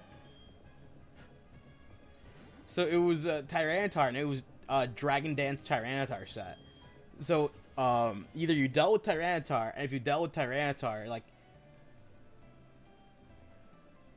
The crazy part was, I wasn't even using Sand Slash, I was using Sand Shrew.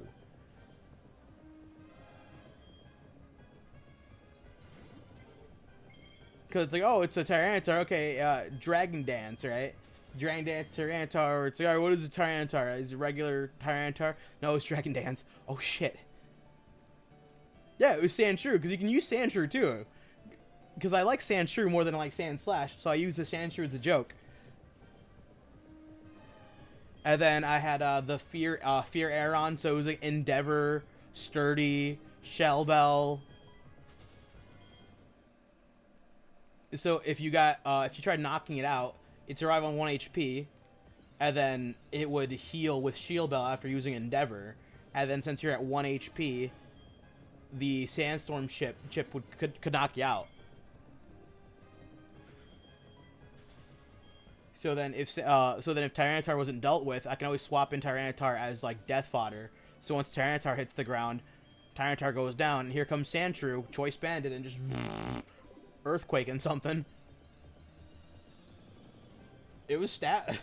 It's stab Earthquake. Come on, base 100 damage with stab, Choice Banded, and with max speed under stand rush. Like, you're not surviving that. That shit was mad funny. And then you get the disconnect back in like X and Y aura. You get the disconnect notification, just dook.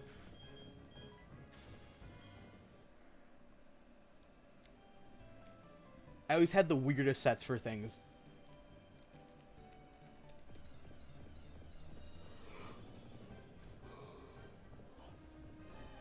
I used to watch a lot of Verlisify back in the day. So I saw the Fear Aeron set. I'm like, oh. I'm like, instead of the Focus Sash, Endeavor strategies with Rattata. I'm like, ah ha ha ha ha ha. Now this is clever. This is clever. I'm like, because it works with perfect synergy. Because Aeron, because it's rock and steel, it doesn't take Sandstorm Chip, and everything else that isn't takes it. And then Endeavor. And because Sandshrew is also ground type, you know, no Sandstorm Chip, but then, you know, Sand Rush, so got that speed. Messing with people like crazy. Man, I miss those old days. And it was like a strategy that not a lot of people used, and it was not something that was really stupid.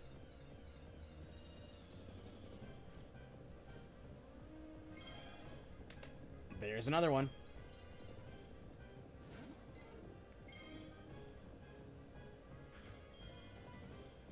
Alright. Just need one more after this one. Aggron is such a good design, dude. Sad that it's not super amazing, but it is great designed.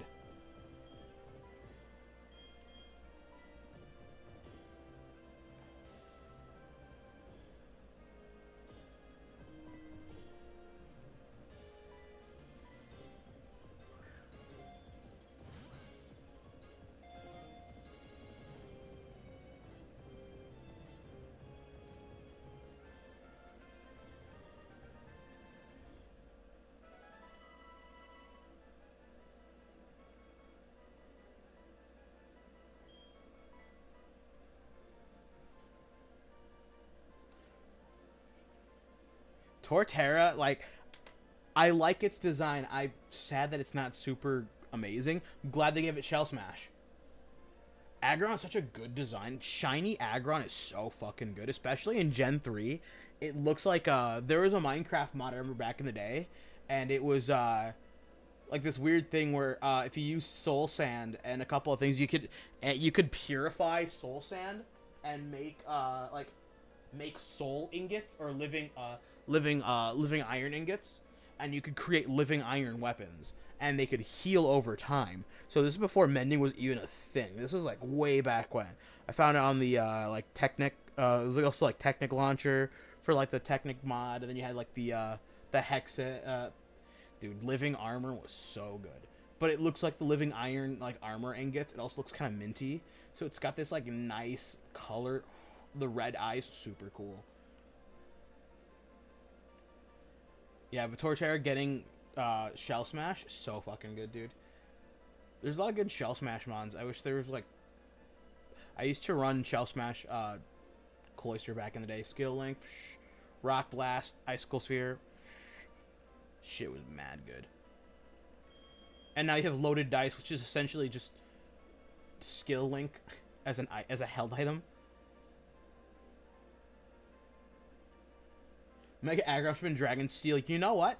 I'm okay with that. But even just Mega Aggron being just pure Steel type, then having the ability Filter was so good, dude.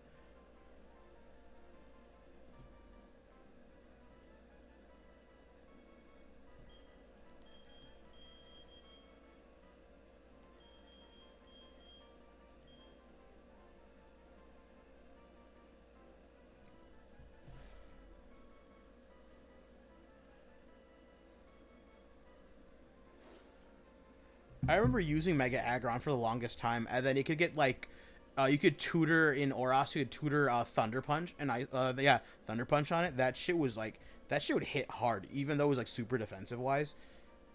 My only concern, my only big problem with it is it didn't have a lot of good passive healing. You'd have to like.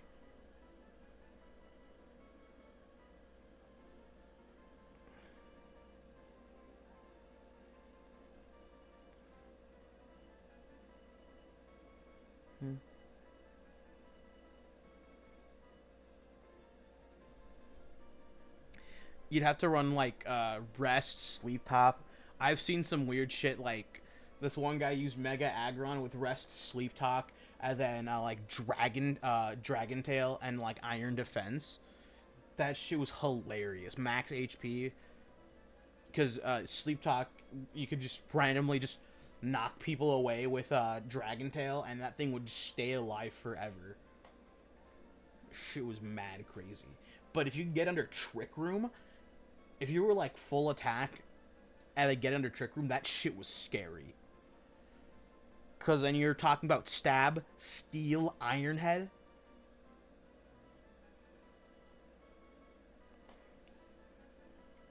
Man, those were the days.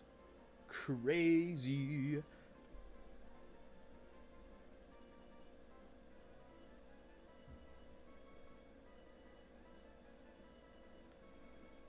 Sorry, I'm trying to remember how to spell a specific name.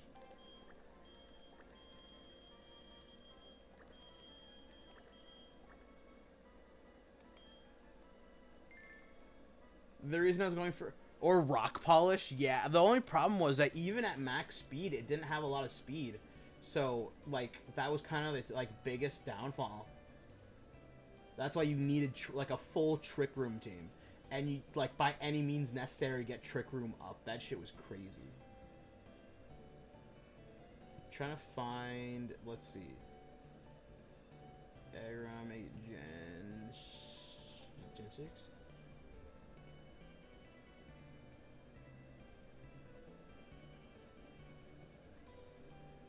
Yeah, so Mega Aggron, even with does it get doesn't get any faster. Yeah, it gains it gains 30 more in attack, which is crazy. It gained like 20 in special defense. So how much is it? A whole 100. Gained a whole 100 after Mega Evolution. A lot of that went into defense, though. It's crazy. So max speed with Rock Polish, you'd be hitting like 436, which still gets outsped by a decent amount of Pokemon. But if you were not expecting it, you could get your shit kicked in for it.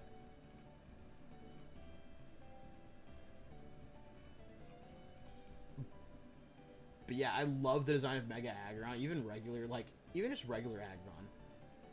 But yeah, you can see the shiny model isn't the best, but the shiny sprite was so good, dude.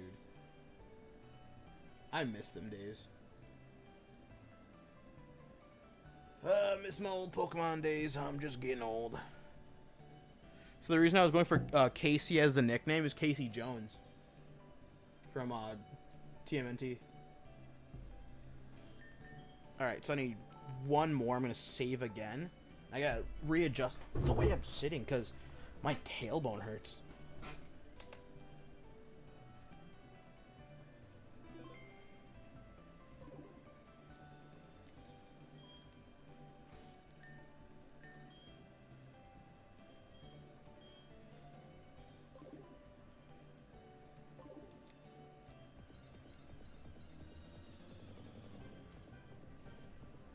Wow, okay.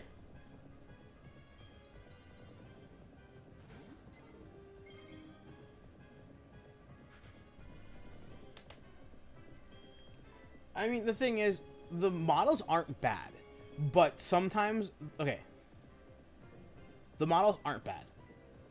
I hate when people are like, oh, look at the Pokemon X and Y and the auras, look at their models, they look so lifeless. I'm like, okay, hey, stupid. You do realize that it's just the models at, like, stagnant, right? Like, you do realize that in the actual game, the models move. They move. They have animations for, like, attacking, yawning. Like, they have a lot of good animation. But when you're just looking at the still model, of course it doesn't look that good. And then there are some lighting effects, too, in the game. So it's like, there's actually a lot to these models that a lot of people don't look at because they're just looking at the still image of the model. It's like, in all honesty, I did not like a lot of the sprites that came out of Gen 5 because it was so blurry and blocky in some areas, especially when the camera pans around. Sometimes it super zooms in on a lot of the models, and it is this blocky, like, chunky mess that I don't know what I'm looking at. And then it zooms out. And it's like, it's kind of annoying.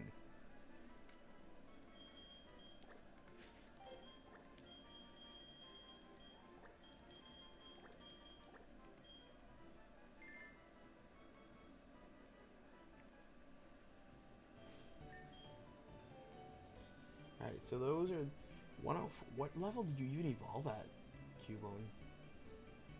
28. It's not bad. That's not bad.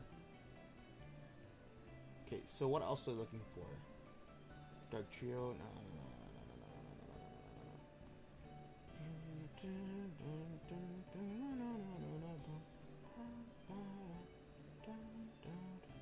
I just need evolve Lightning.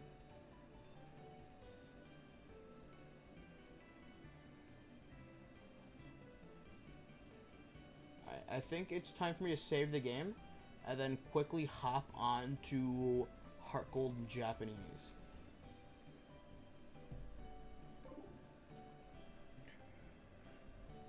After catching 2 Pokemon, the number goes up to 33 still. 0.1 though. 0.1, of course.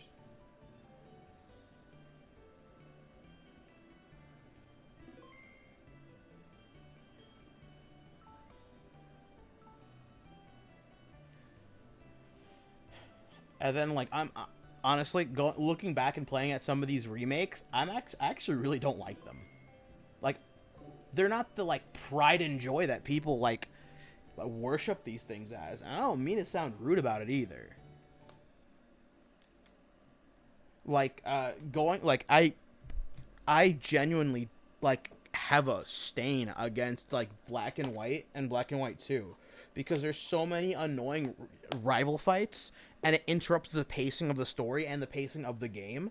And then they do the same shit in Black and White too. And then in Oros, like, I love Gen 3. Favorite generation.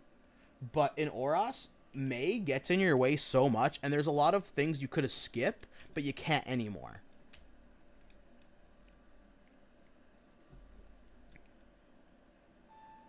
But there's a whole lot of area you can't skip, or there's certain parts where you like story that you have to progress that now is like kind of like in your way, which they also did that in Heart Gold and Soul Silver. Because in in Heart Gold and Soul Silver, oh yeah, I have to get rid of a specific Pokemon. I thought it'd be really funny to see. Yeah, see, I was testing it. Right? Lo and behold, I got one. I'm like, well, shit.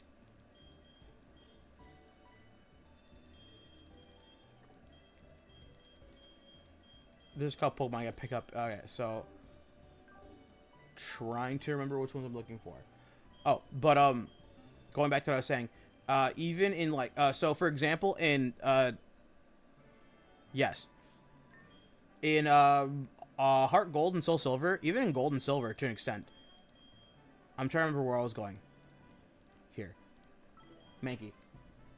In Gold and Silver, you could just skip the Kimono Girls. You could easily skip the Kimono Girls, come back, do that later. Legendary, come back, do it later, right? You didn't have to go out of your way to go do so. There's only certain times where the game forced you to do that. But in Heart Gold, Soul Silver, what's this? You want to fight the Elite Four? Have to fight the Kimono Girls. What's this? You want to go back to the Elite Four? You don't want to do the story and shit? Alrighty. Have to go catch the stupid box legendary. It's like, dude, you're kidding me, right? I don't want to do this. But you're going to force it on me anyways. 56. I'm trying to make sure I'm in the right spot, right? Or unless you're going to tell me, no, you can't do that. It has to be in the morning. And this is one thing I don't like about Gen 2, was the day and night cycle. That shit's annoying.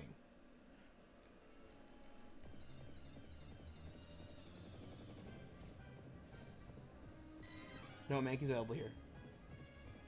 If I'm correctly, yeah, Soul Silver can't pick it up. It has to be this. It has to be Heart Gold.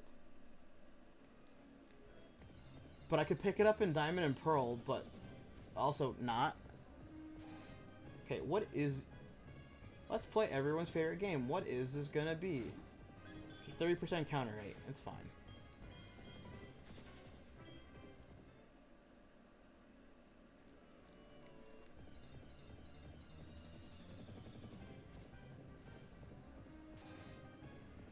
Like, but I do like that about Gen 9. I don't like how, like... essentially the day and night cycle is like 30-minute intervals, like 45-minute intervals, whatever. Fine. I don't need to go. I don't need a brown rat.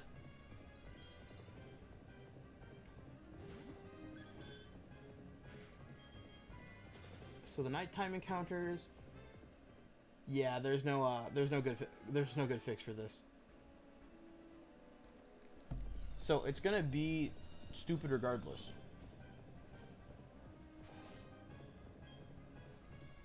Yeah, so having like in Gen 9, just having like short day and night cycles was, yes, it's a good idea, great fix, because I hate having to like try to find certain Pokemon at night versus morning, and then sometimes you just miss the window of opportunity and it becomes this complete pain in the ass. I kept battle animations on in this game specifically just because I can't read Japanese, but I've already finished this game for the most part, which is kind of funny.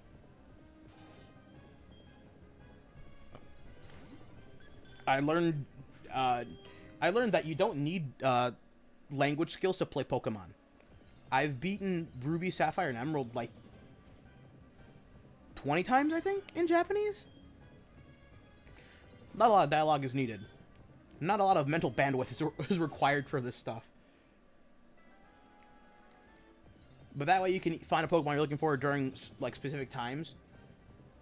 You have literally all day. But now, but like the day and night cycle is a pain in the ass because it just, some Pokemon you can't find during the day, some people can't. It's so annoying, and I don't like it. It's annoying. I don't like it. Glad Scarlet Violet only has like 15 minutes for each.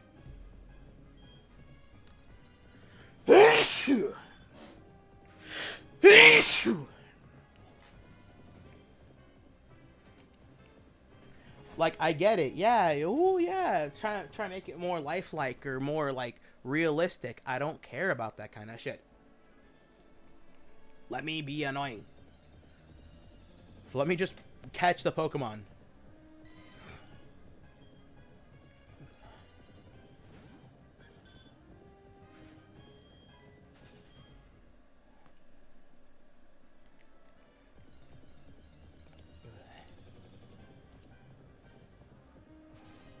More golden rats. I'm not looking for rats. Ginzente. Yes, thank you. Try not to bite my tongue whenever I sneeze.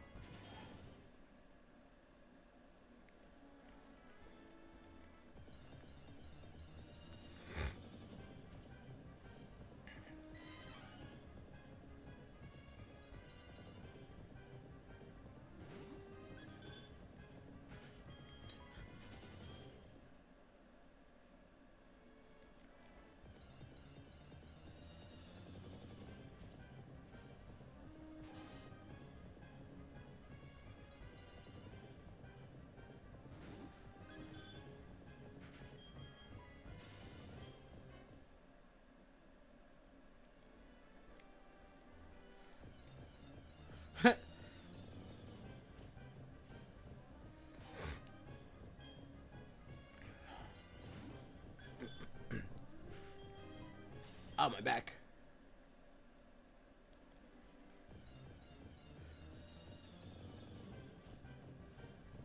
Well, I think the new YouTubers, it depends.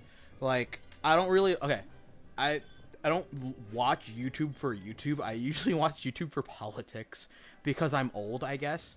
Someone told me, it's like, what, you fall asleep in a recliner while watching the news? I'm like, yes, your point. like, I don't expect to, like, make it big on YouTube. This is, like, I do this to show that I caught the Pokemon kind of thing. And it's, like, my own, like, I wouldn't say personal diary. It's more like my own personal keepsake that I was here kind of thing. And that I did this. You know what I mean?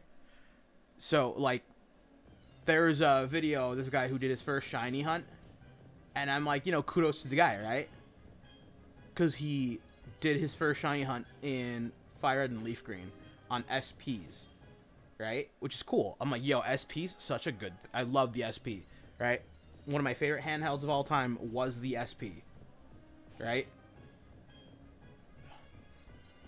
But, he's friends with some of the other, like, big-name shiny PokeTubers. So, like, when he released his video, instantly, like, all the the shiny PokeTubers came out and, like, showed off his video. And I'm like, that's cool. Like, first video, 100,000 views. That's great. Applaud. But I kind of feel like, I wouldn't say robbed. I kind of feel like, it's a little unfair. Like, I'm glad if I get, like, 4, 5, 12 viewers. I mean, that's great. That's, you know, like, I'm over here like, yeah, that's some good money. Yes, this game is going to be a little unfair. I'll tell you this. 1, 2, 3. Duskball, dude. Easy. There's Mankey. I need one more. I have to think of a nickname and then have it in Japanese. So you are going to be MK.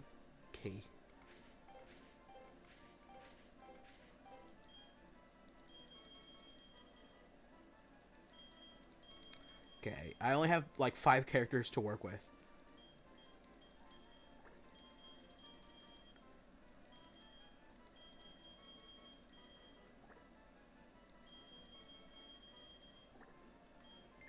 There you go, Monkey. MNK. Monkey.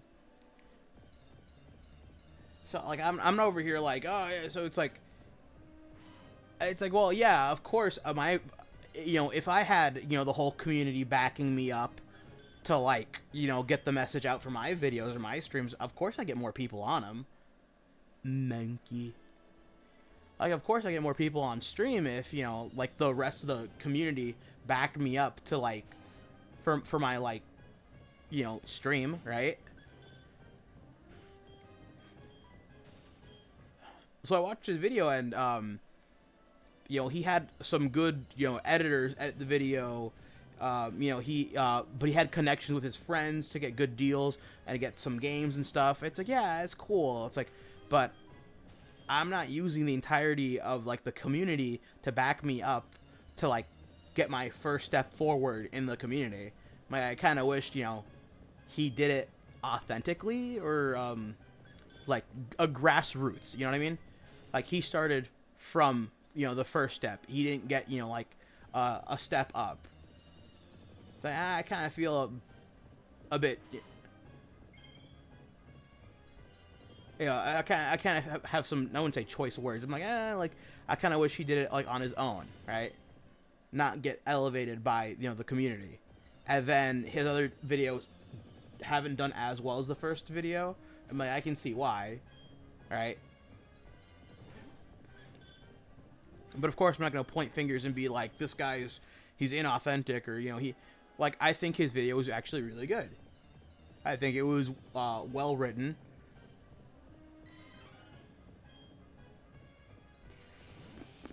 I need 3 monkeys.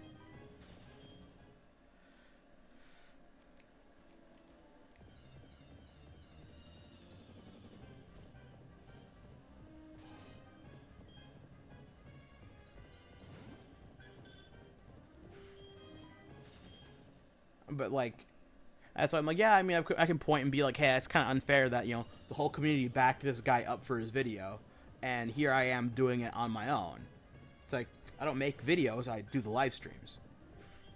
And I don't have the time, nor do I have the knowledge on how to, like, properly edit videos, and I don't want to pay for an editor, because that costs me a lot of money. I'm like, you know, I'm just going to play Pokemon, and that's what I do. And if people are willing to join me on the way to play join me, right? Stop by, say hi, see what I'm up to. I'm okay with that.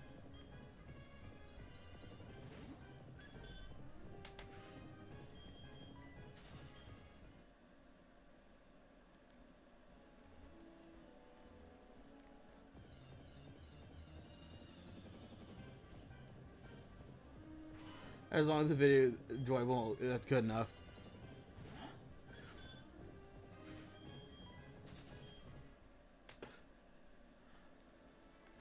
Because I wanted to make a video on how I completed the first couple of dexes, but I'm like, I completed a whole lot of dexes, so it's gonna be forever. I mean, if I did one full video, like just the I remember the hunt for Kangaskhan in blue version. Jeez. The hunt for Kangaskhan in blue version was crazy. It took me, I think it was 10 hours just to find a Kangaskhan. Like, to catch it finally. It was awful. I was using speed ups on, because I was, at first I tried using, like, capturing on the DS. It did not want to work properly. So then I'm, like, even using speed ups and then just, like, going ham, it still took me, like, 10 hours to catch Kangaskhan. It was awful.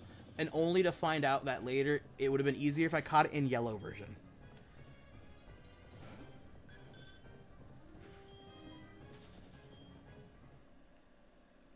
That's the part that made me feel stupid. So I still need... It's crazy, I haven't found as much shinies because this is the female gender ratio, which means anything that, as long as it's not 100% female, can be shiny. Anything that, as long as it's non-gendered, 100% male or 100% female, can be shiny.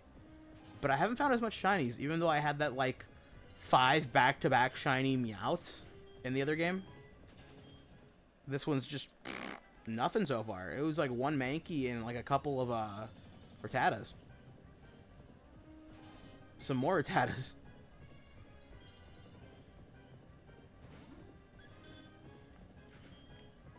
Oh, nope.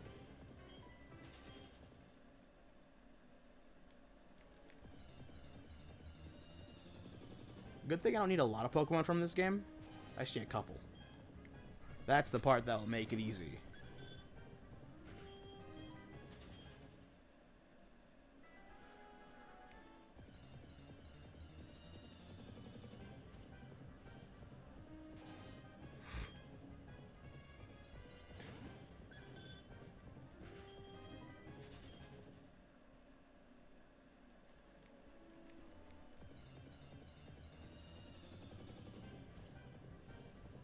Nope.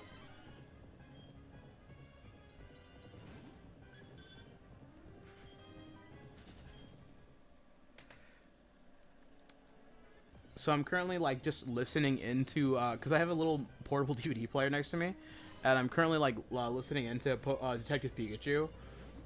I have a couple of Pokemon movies. This is one of them that I own for some reason. Was on Blu-ray and DVD, like regular DVD and Blu-ray DVD. I found a copy of Detective Pikachu, like, at a thrift store for like $3, and it was like factory sealed. When I originally got it, of course I've opened it since. But I'm like, I forgot Detective Pikachu was a thing. That's also a game I need to pick up. I know, I think I have both of them. I have the Detective Pikachu and the Detective Pikachu Returns. I never understood why there was... why the game and the movie were two, like, massively separate things. I remember watching the Detective Pikachu movie in theaters, I almost said with my kids, jeez, I'm not that old, with my younger brother and sister. I got so used to calling them my kids because I used to take care of them so much, and now my youngest brother's an adult already. Man, that's crazy. I remember when he was born. Now he's a legal adult. Now he can pay the taxes. Now you can pay taxes and you can vote legally. Damn, that's crazy.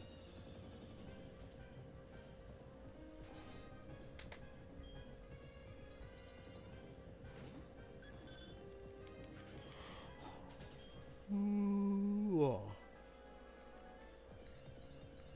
Come on, wasn't it like a 35% counter or some shit? How is it this hard?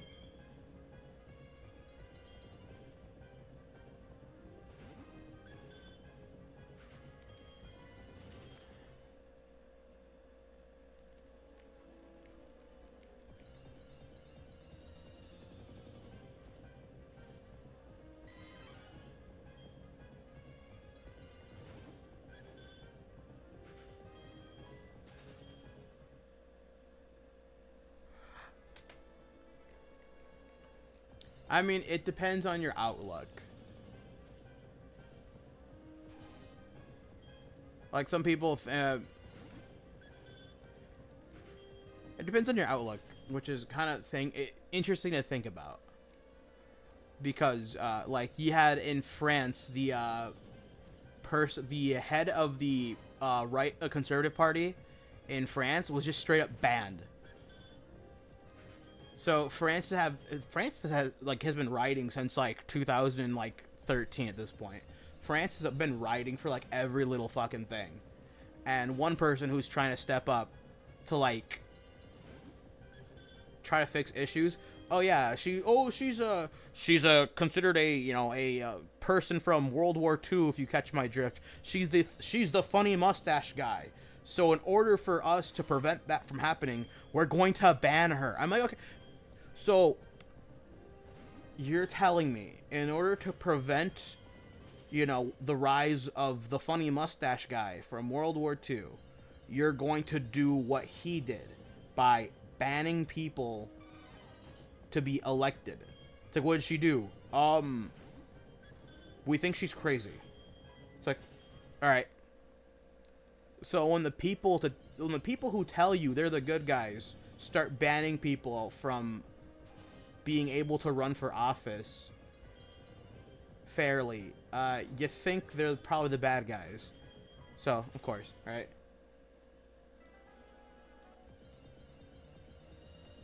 And then for all the people who talk about, Donnie, I'm a good guy. I'm the best. I mean, I think he's doing a good job. People are like, oh, Donald Trump is doing... okay, I think he's doing just fine. First 100 days, what did he do? Made a whole bunch of money for the U.S. by imposing tariffs, and then people were like, oh, but tariffs are bad. Tariffs are bad. Okay, yeah, they're not going to affect. They're never going to affect. The idea, though, is to bring people to the table and, actually, like, talk about, fair trade. And what happened? Exactly that. He threatened tariffs. People came to the table, like 72 countries, sat down and talked about how to, like, fix tariffs and to make trade free and fair. China didn't. Canada didn't. Canada and China raised their tariffs, and now they're getting tariffed to hell and back. Okay. It's like, oh, but what about the gas and everything else? Like, okay, yeah, in 100 days, a whole bunch of criminals are out of the country. Great. Like 250,000 people are supposed to exit the country, and a lot of them were criminals. Good. I think it's a good thing. You think... which I think is really funny when people are like, you're racist. How dare you not want Mexicans in your country? It's like, my mother is Mexican. It's like, yeah, like a literal branch of my family is from that country, but there's a difference between coming here the right way and coming here the wrong way. When you come in the right way, you follow the laws. You come in the wrong way, you don't follow the laws. You don't follow the law, you break the law. You break the law, other people get hurt. I don't like that. And the more people come in the wrong way, the people that are trying to come in the right way have to wait, and that's not nice for them.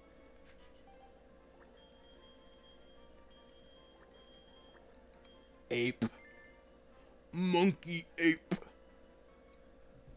And then I need one more for Annihilate, which I'm okay with.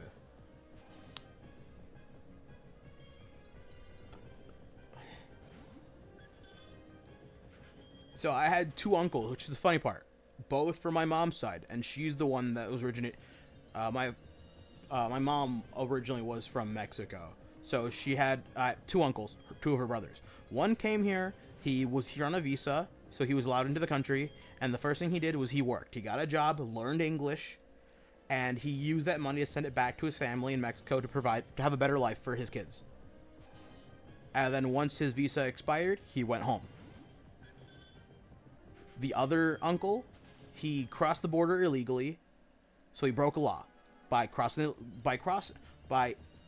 entering illegally without a port of entry. So he was a criminal. The first thing he did, started selling drugs. Did he learn English? No. What happened? He started selling drugs, got my family involved with the police, and then he was arrested for committing a crime. And then he spent like a year in jail, and then deported him. And what happened? He came back, did some more crime, got deported again. He was deported a total of 3 times. So I'm like, yeah, see, like it's clear as day. One came in the right way, didn't break any laws, and when he was supposed to go, he left. The other one came in, committed crime. He came in legally, committed crime, and what happened? He committed crimes. Because if you don't care about a country to go in through the proper means of entry, and you're willing to break the law to come in regardless, you think they're going to follow the laws? No. And does that make me a bad person? No. I want people to follow the laws. Easy as that. How do you follow the laws? Just don't break them. Don't beat people. Don't attack people. How about live your life? You live mine. I play Pokemon. You can do whatever you want. Don't care. As long as you don't break the law, right? And that's kind of how it should be. Not my monkey, not my circus.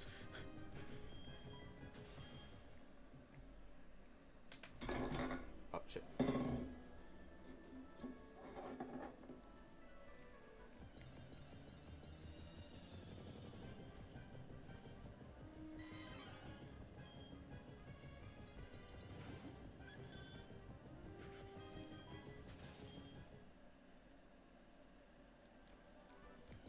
Bartender.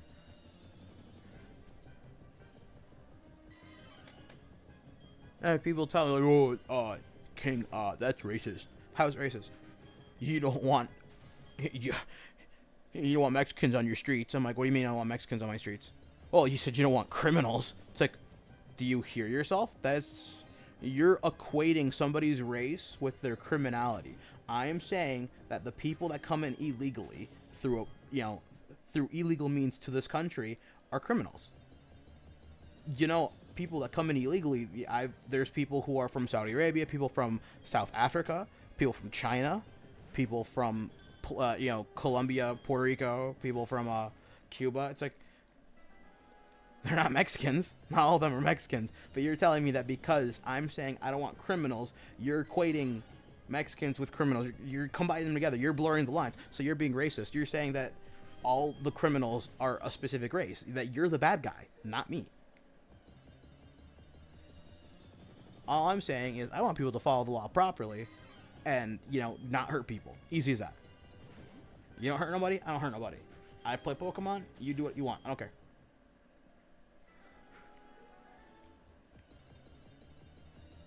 Listen, I don't care if you drink with your friends at home. That's fine. But the moment you start drinking and driving, you can cause an accident, you can hurt somebody else. That's when I have a problem.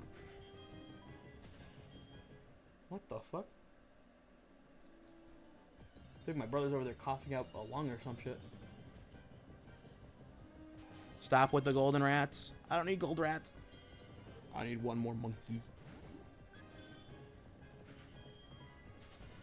Ow, my back. I'm getting old.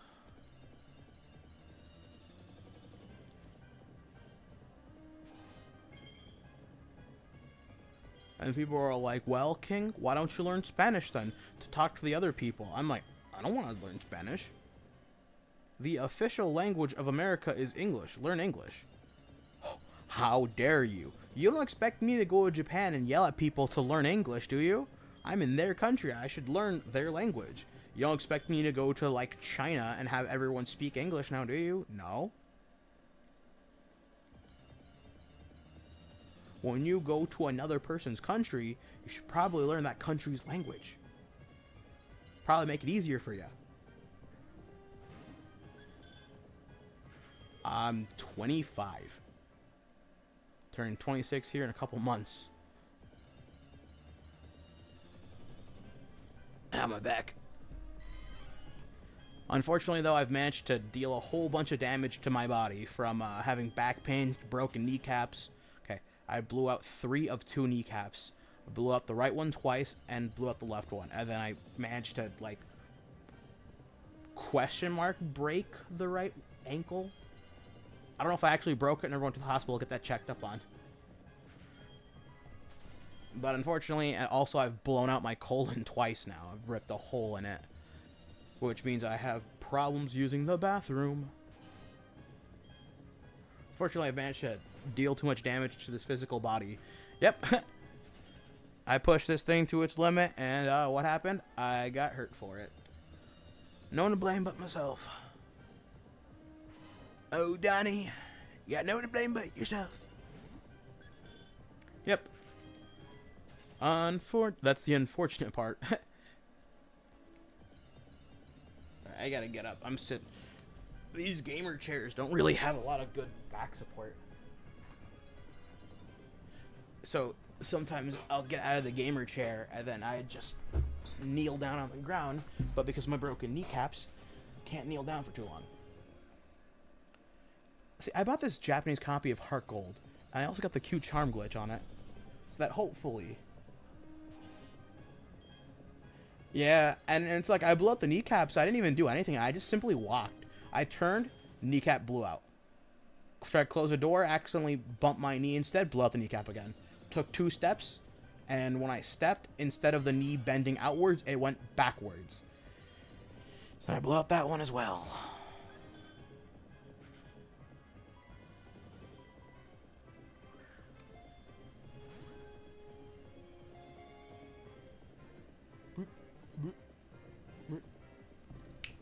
Okay, 125, 120.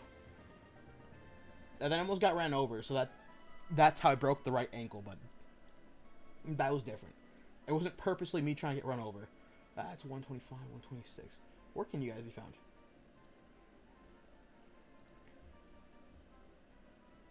I've somehow managed to, like, stay alive this long.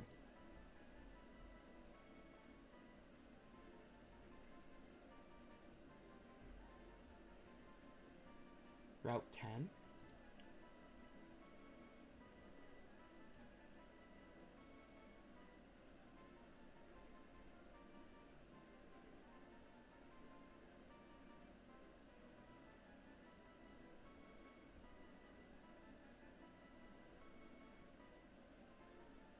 Huh. I don't think that's a good one. Alrighty, King, what's the best way I can go around this?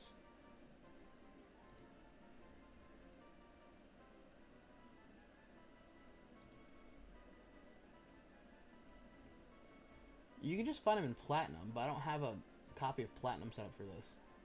So that's not feasible for me at the moment. But, Lactobuzz can be above a Let Kid. The Let Kid can be found in Diamond Pearl with Works, Fire Red.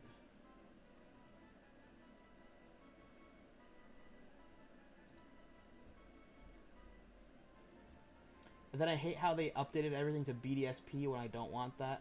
I just wanted regular Diamond Pearl.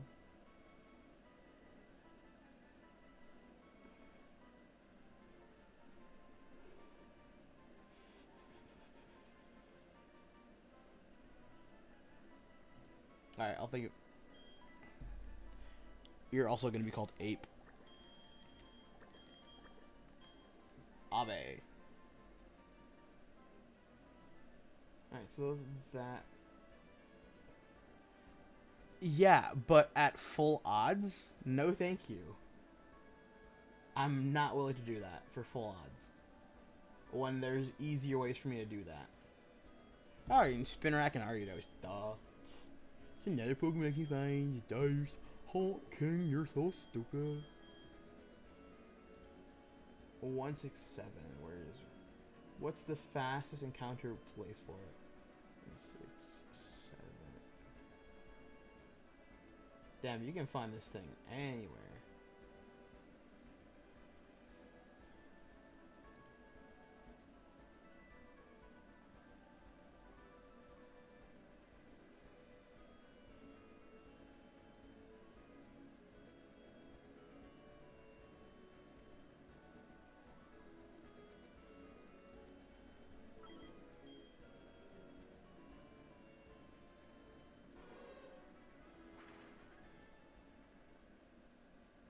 I know Black and White 2 have it, but the only problem is it still be full odds, and I'm trying to not do full odds because I am.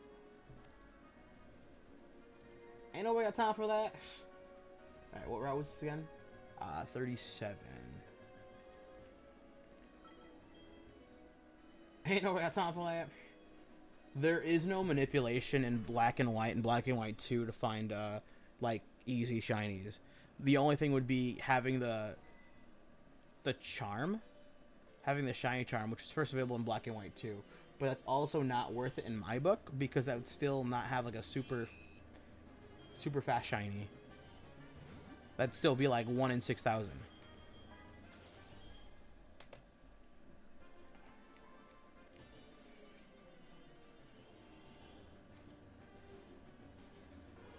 Damn it.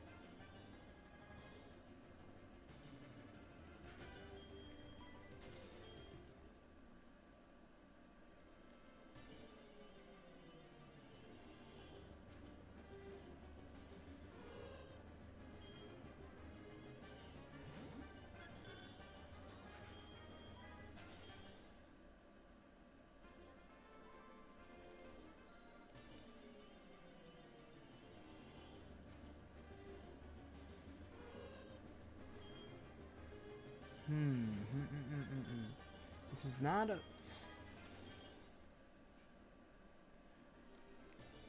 So, nighttime for you.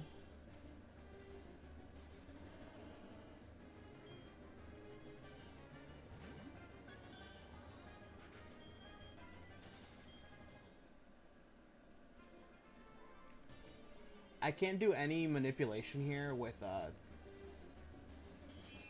Repel Trick because I don't have any Pokemon for Repel Trick for this shit.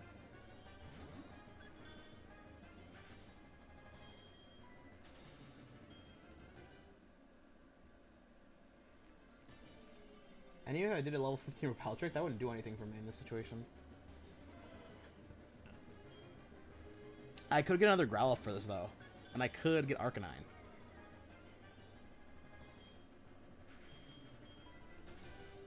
Alright, level 14. Do you know Roar at level 14?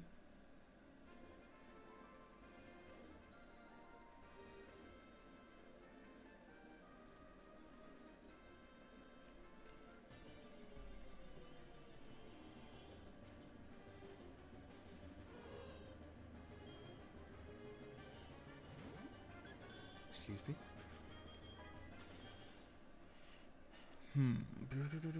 Okay, so there is with using Fire and Leap.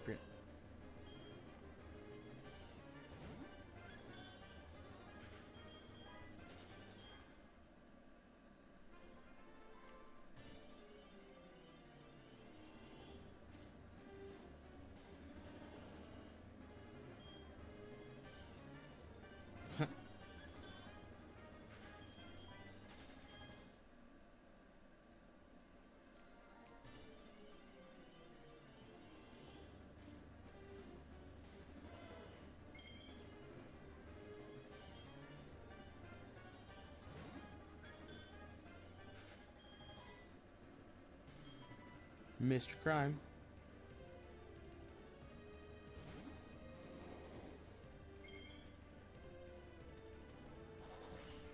Odor Sleuth.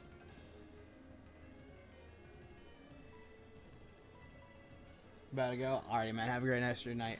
For me, it's like it's past midnight. It's almost 2:30 a.m. to me.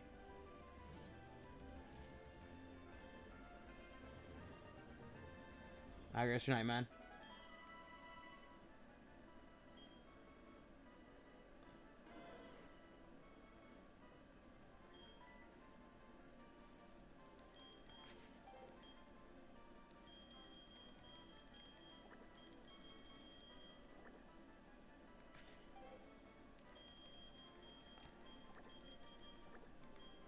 Thanks for stopping by, man.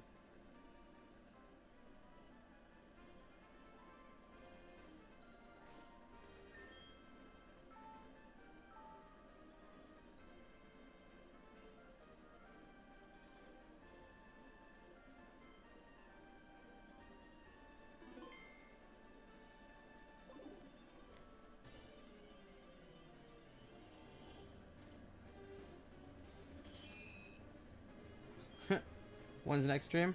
Probably tomorrow. When I go to bed and wake up all over again. When I go to bed and wake up. I gotta do a couple of things, though. That's why I was willing to do a late night stream. Because I gotta go sleep early tomorrow anyways. I got work for like a next week and a half. So I gotta go to bed, wake up, and then I gotta go get my...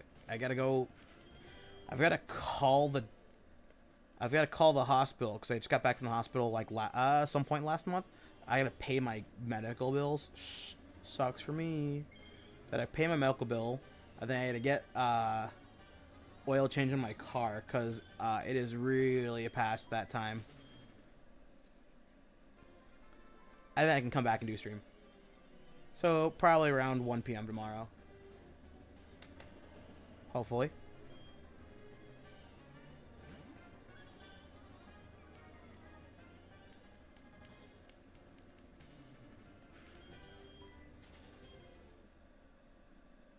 A lot of work. Yep, I've been holding off on a lot of things.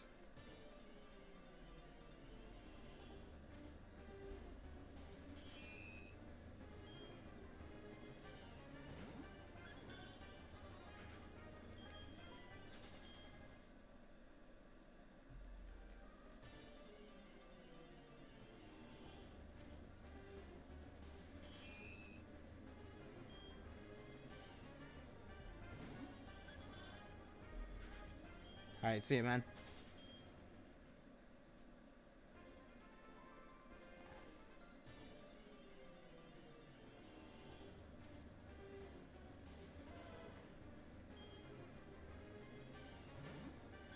CNM.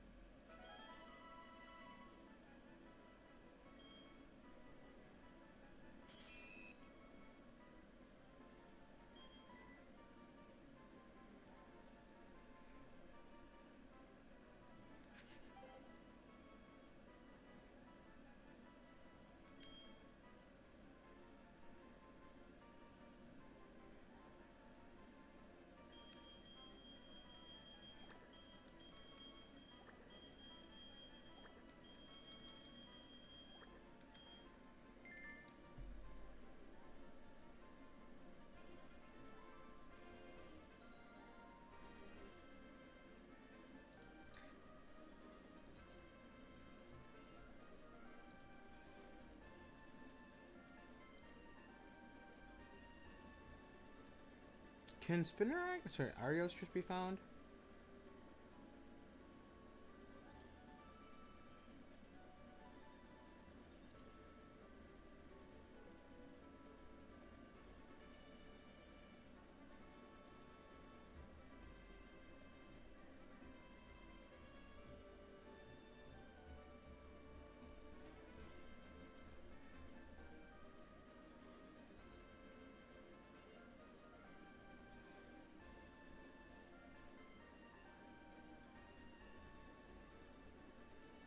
Huh. Interesting.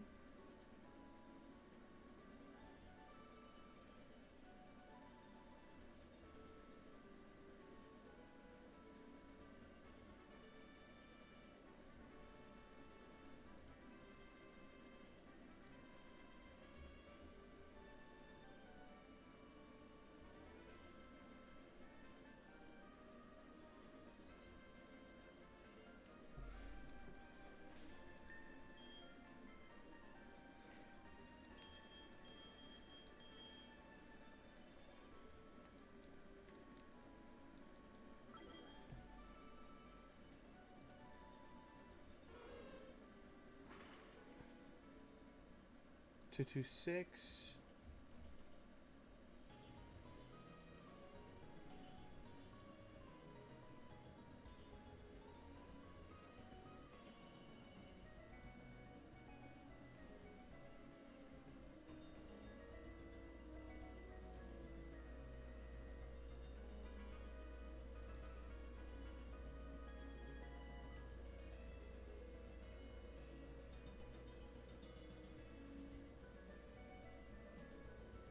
Good rod, super rod, not worth any of that.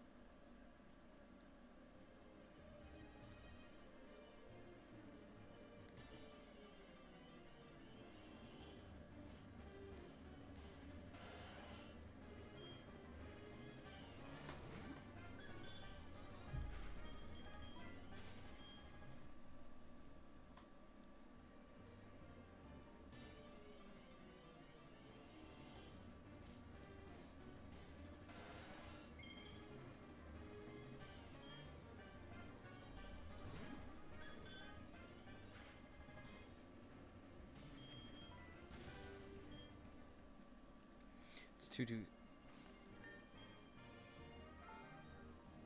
That's why I'm not finding it.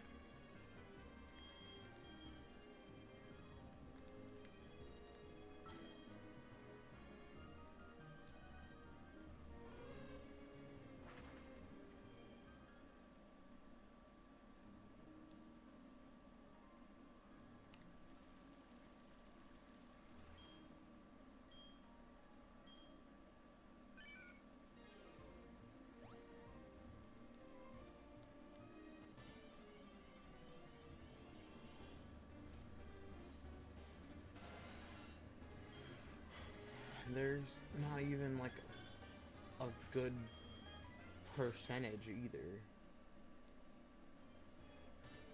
It's just a 10% and there's no way for me to increase it. It's not even a repel trick if I wanted to.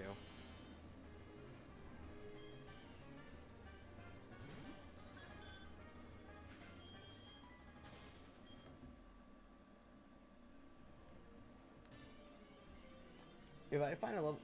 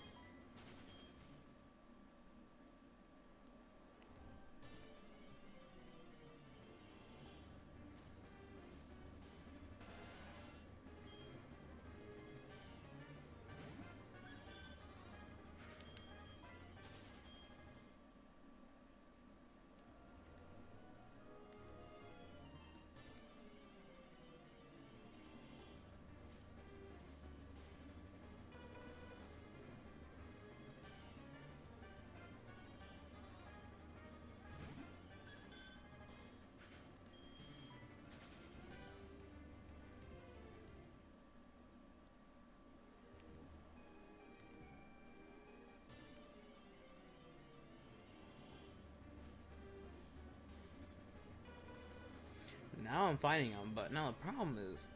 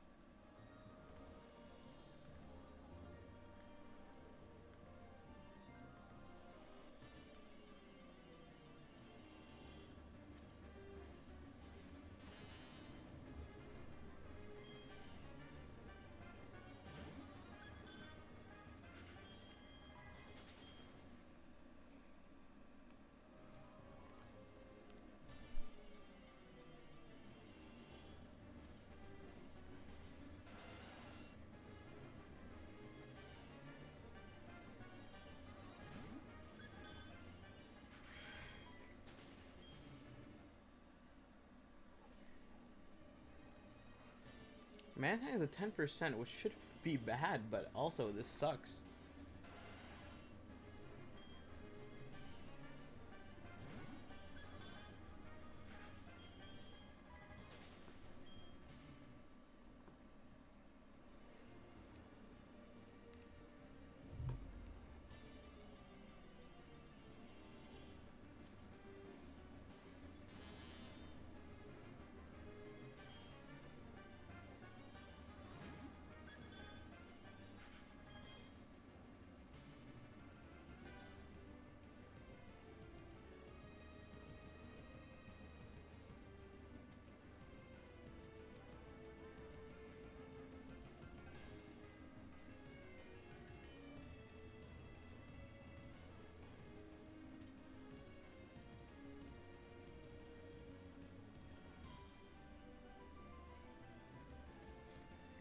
Huh. Not worth it. Because I can't cute charm afterwards then.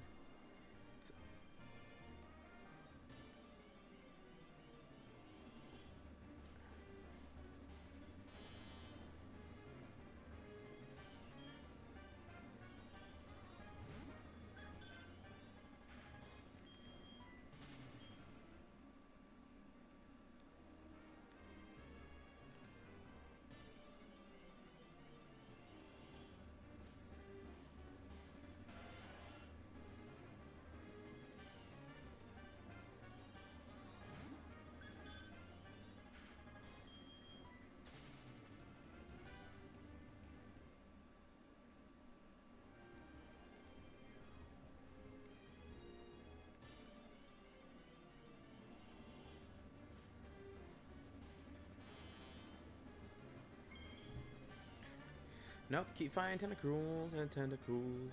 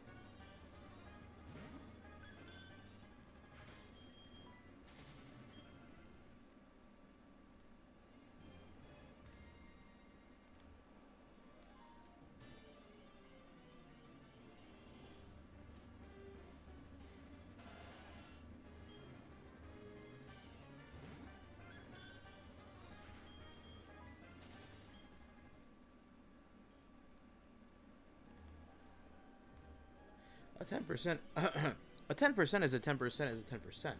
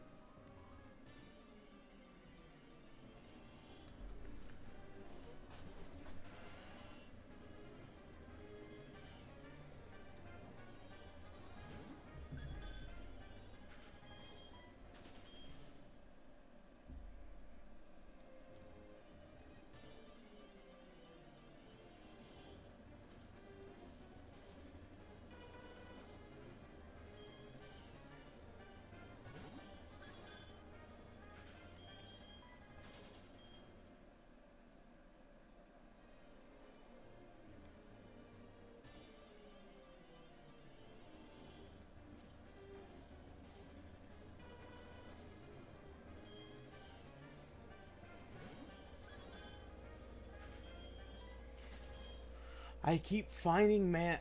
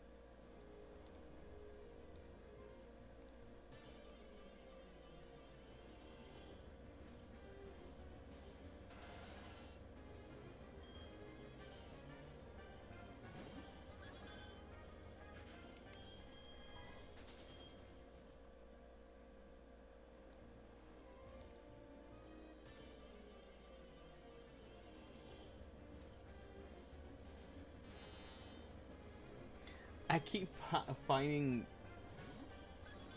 What are you even called? Mantine? Mantine? Mantine? But they're not shiny ones.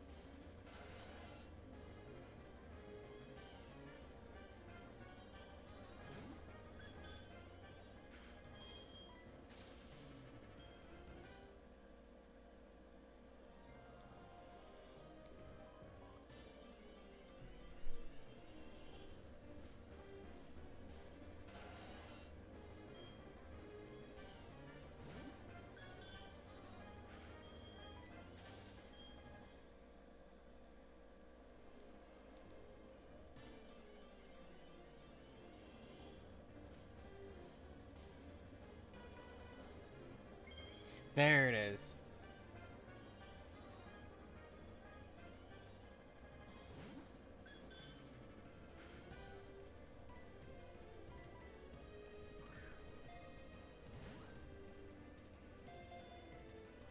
One, two, three, boom.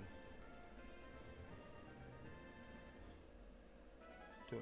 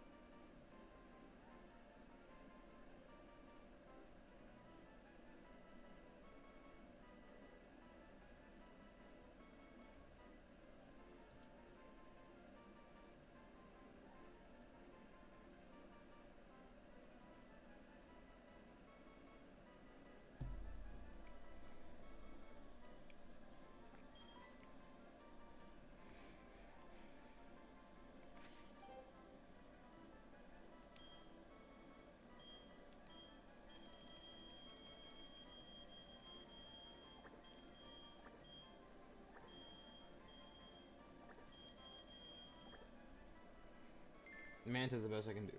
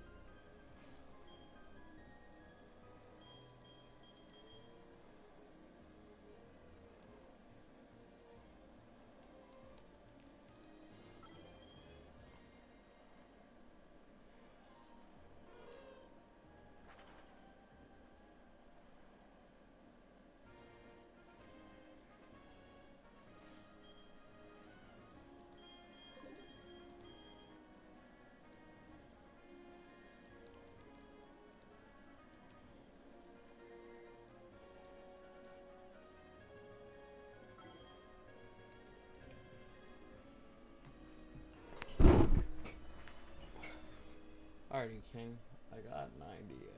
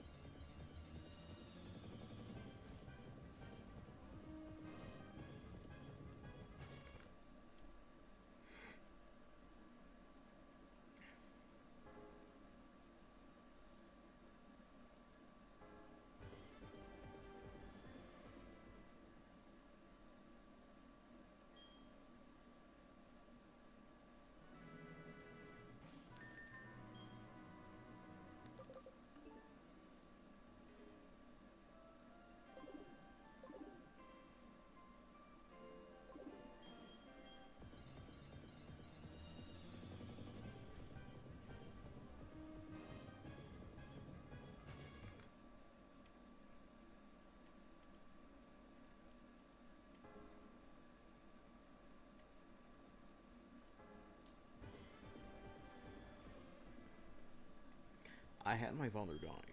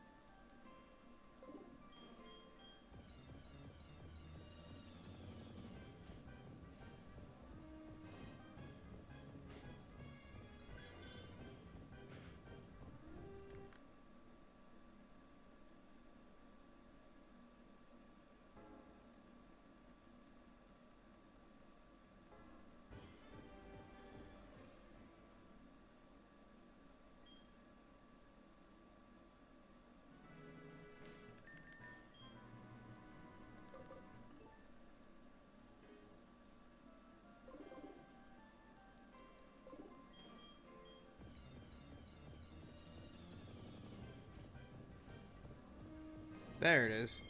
You blue bastard.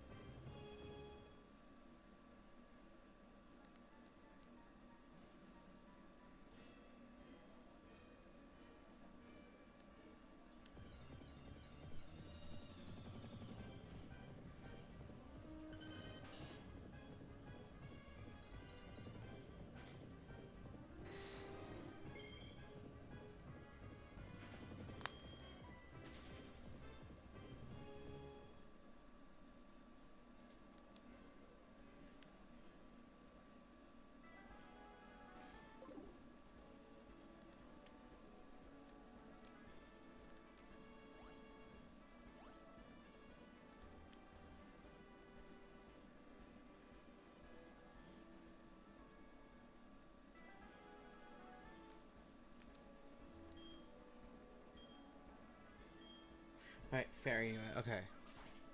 168.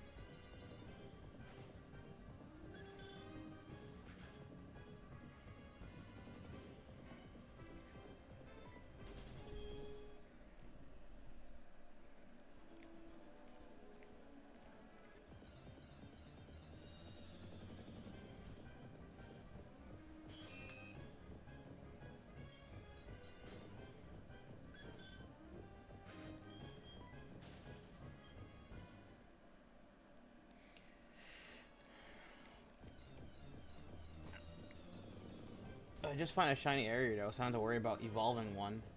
Saves me some time.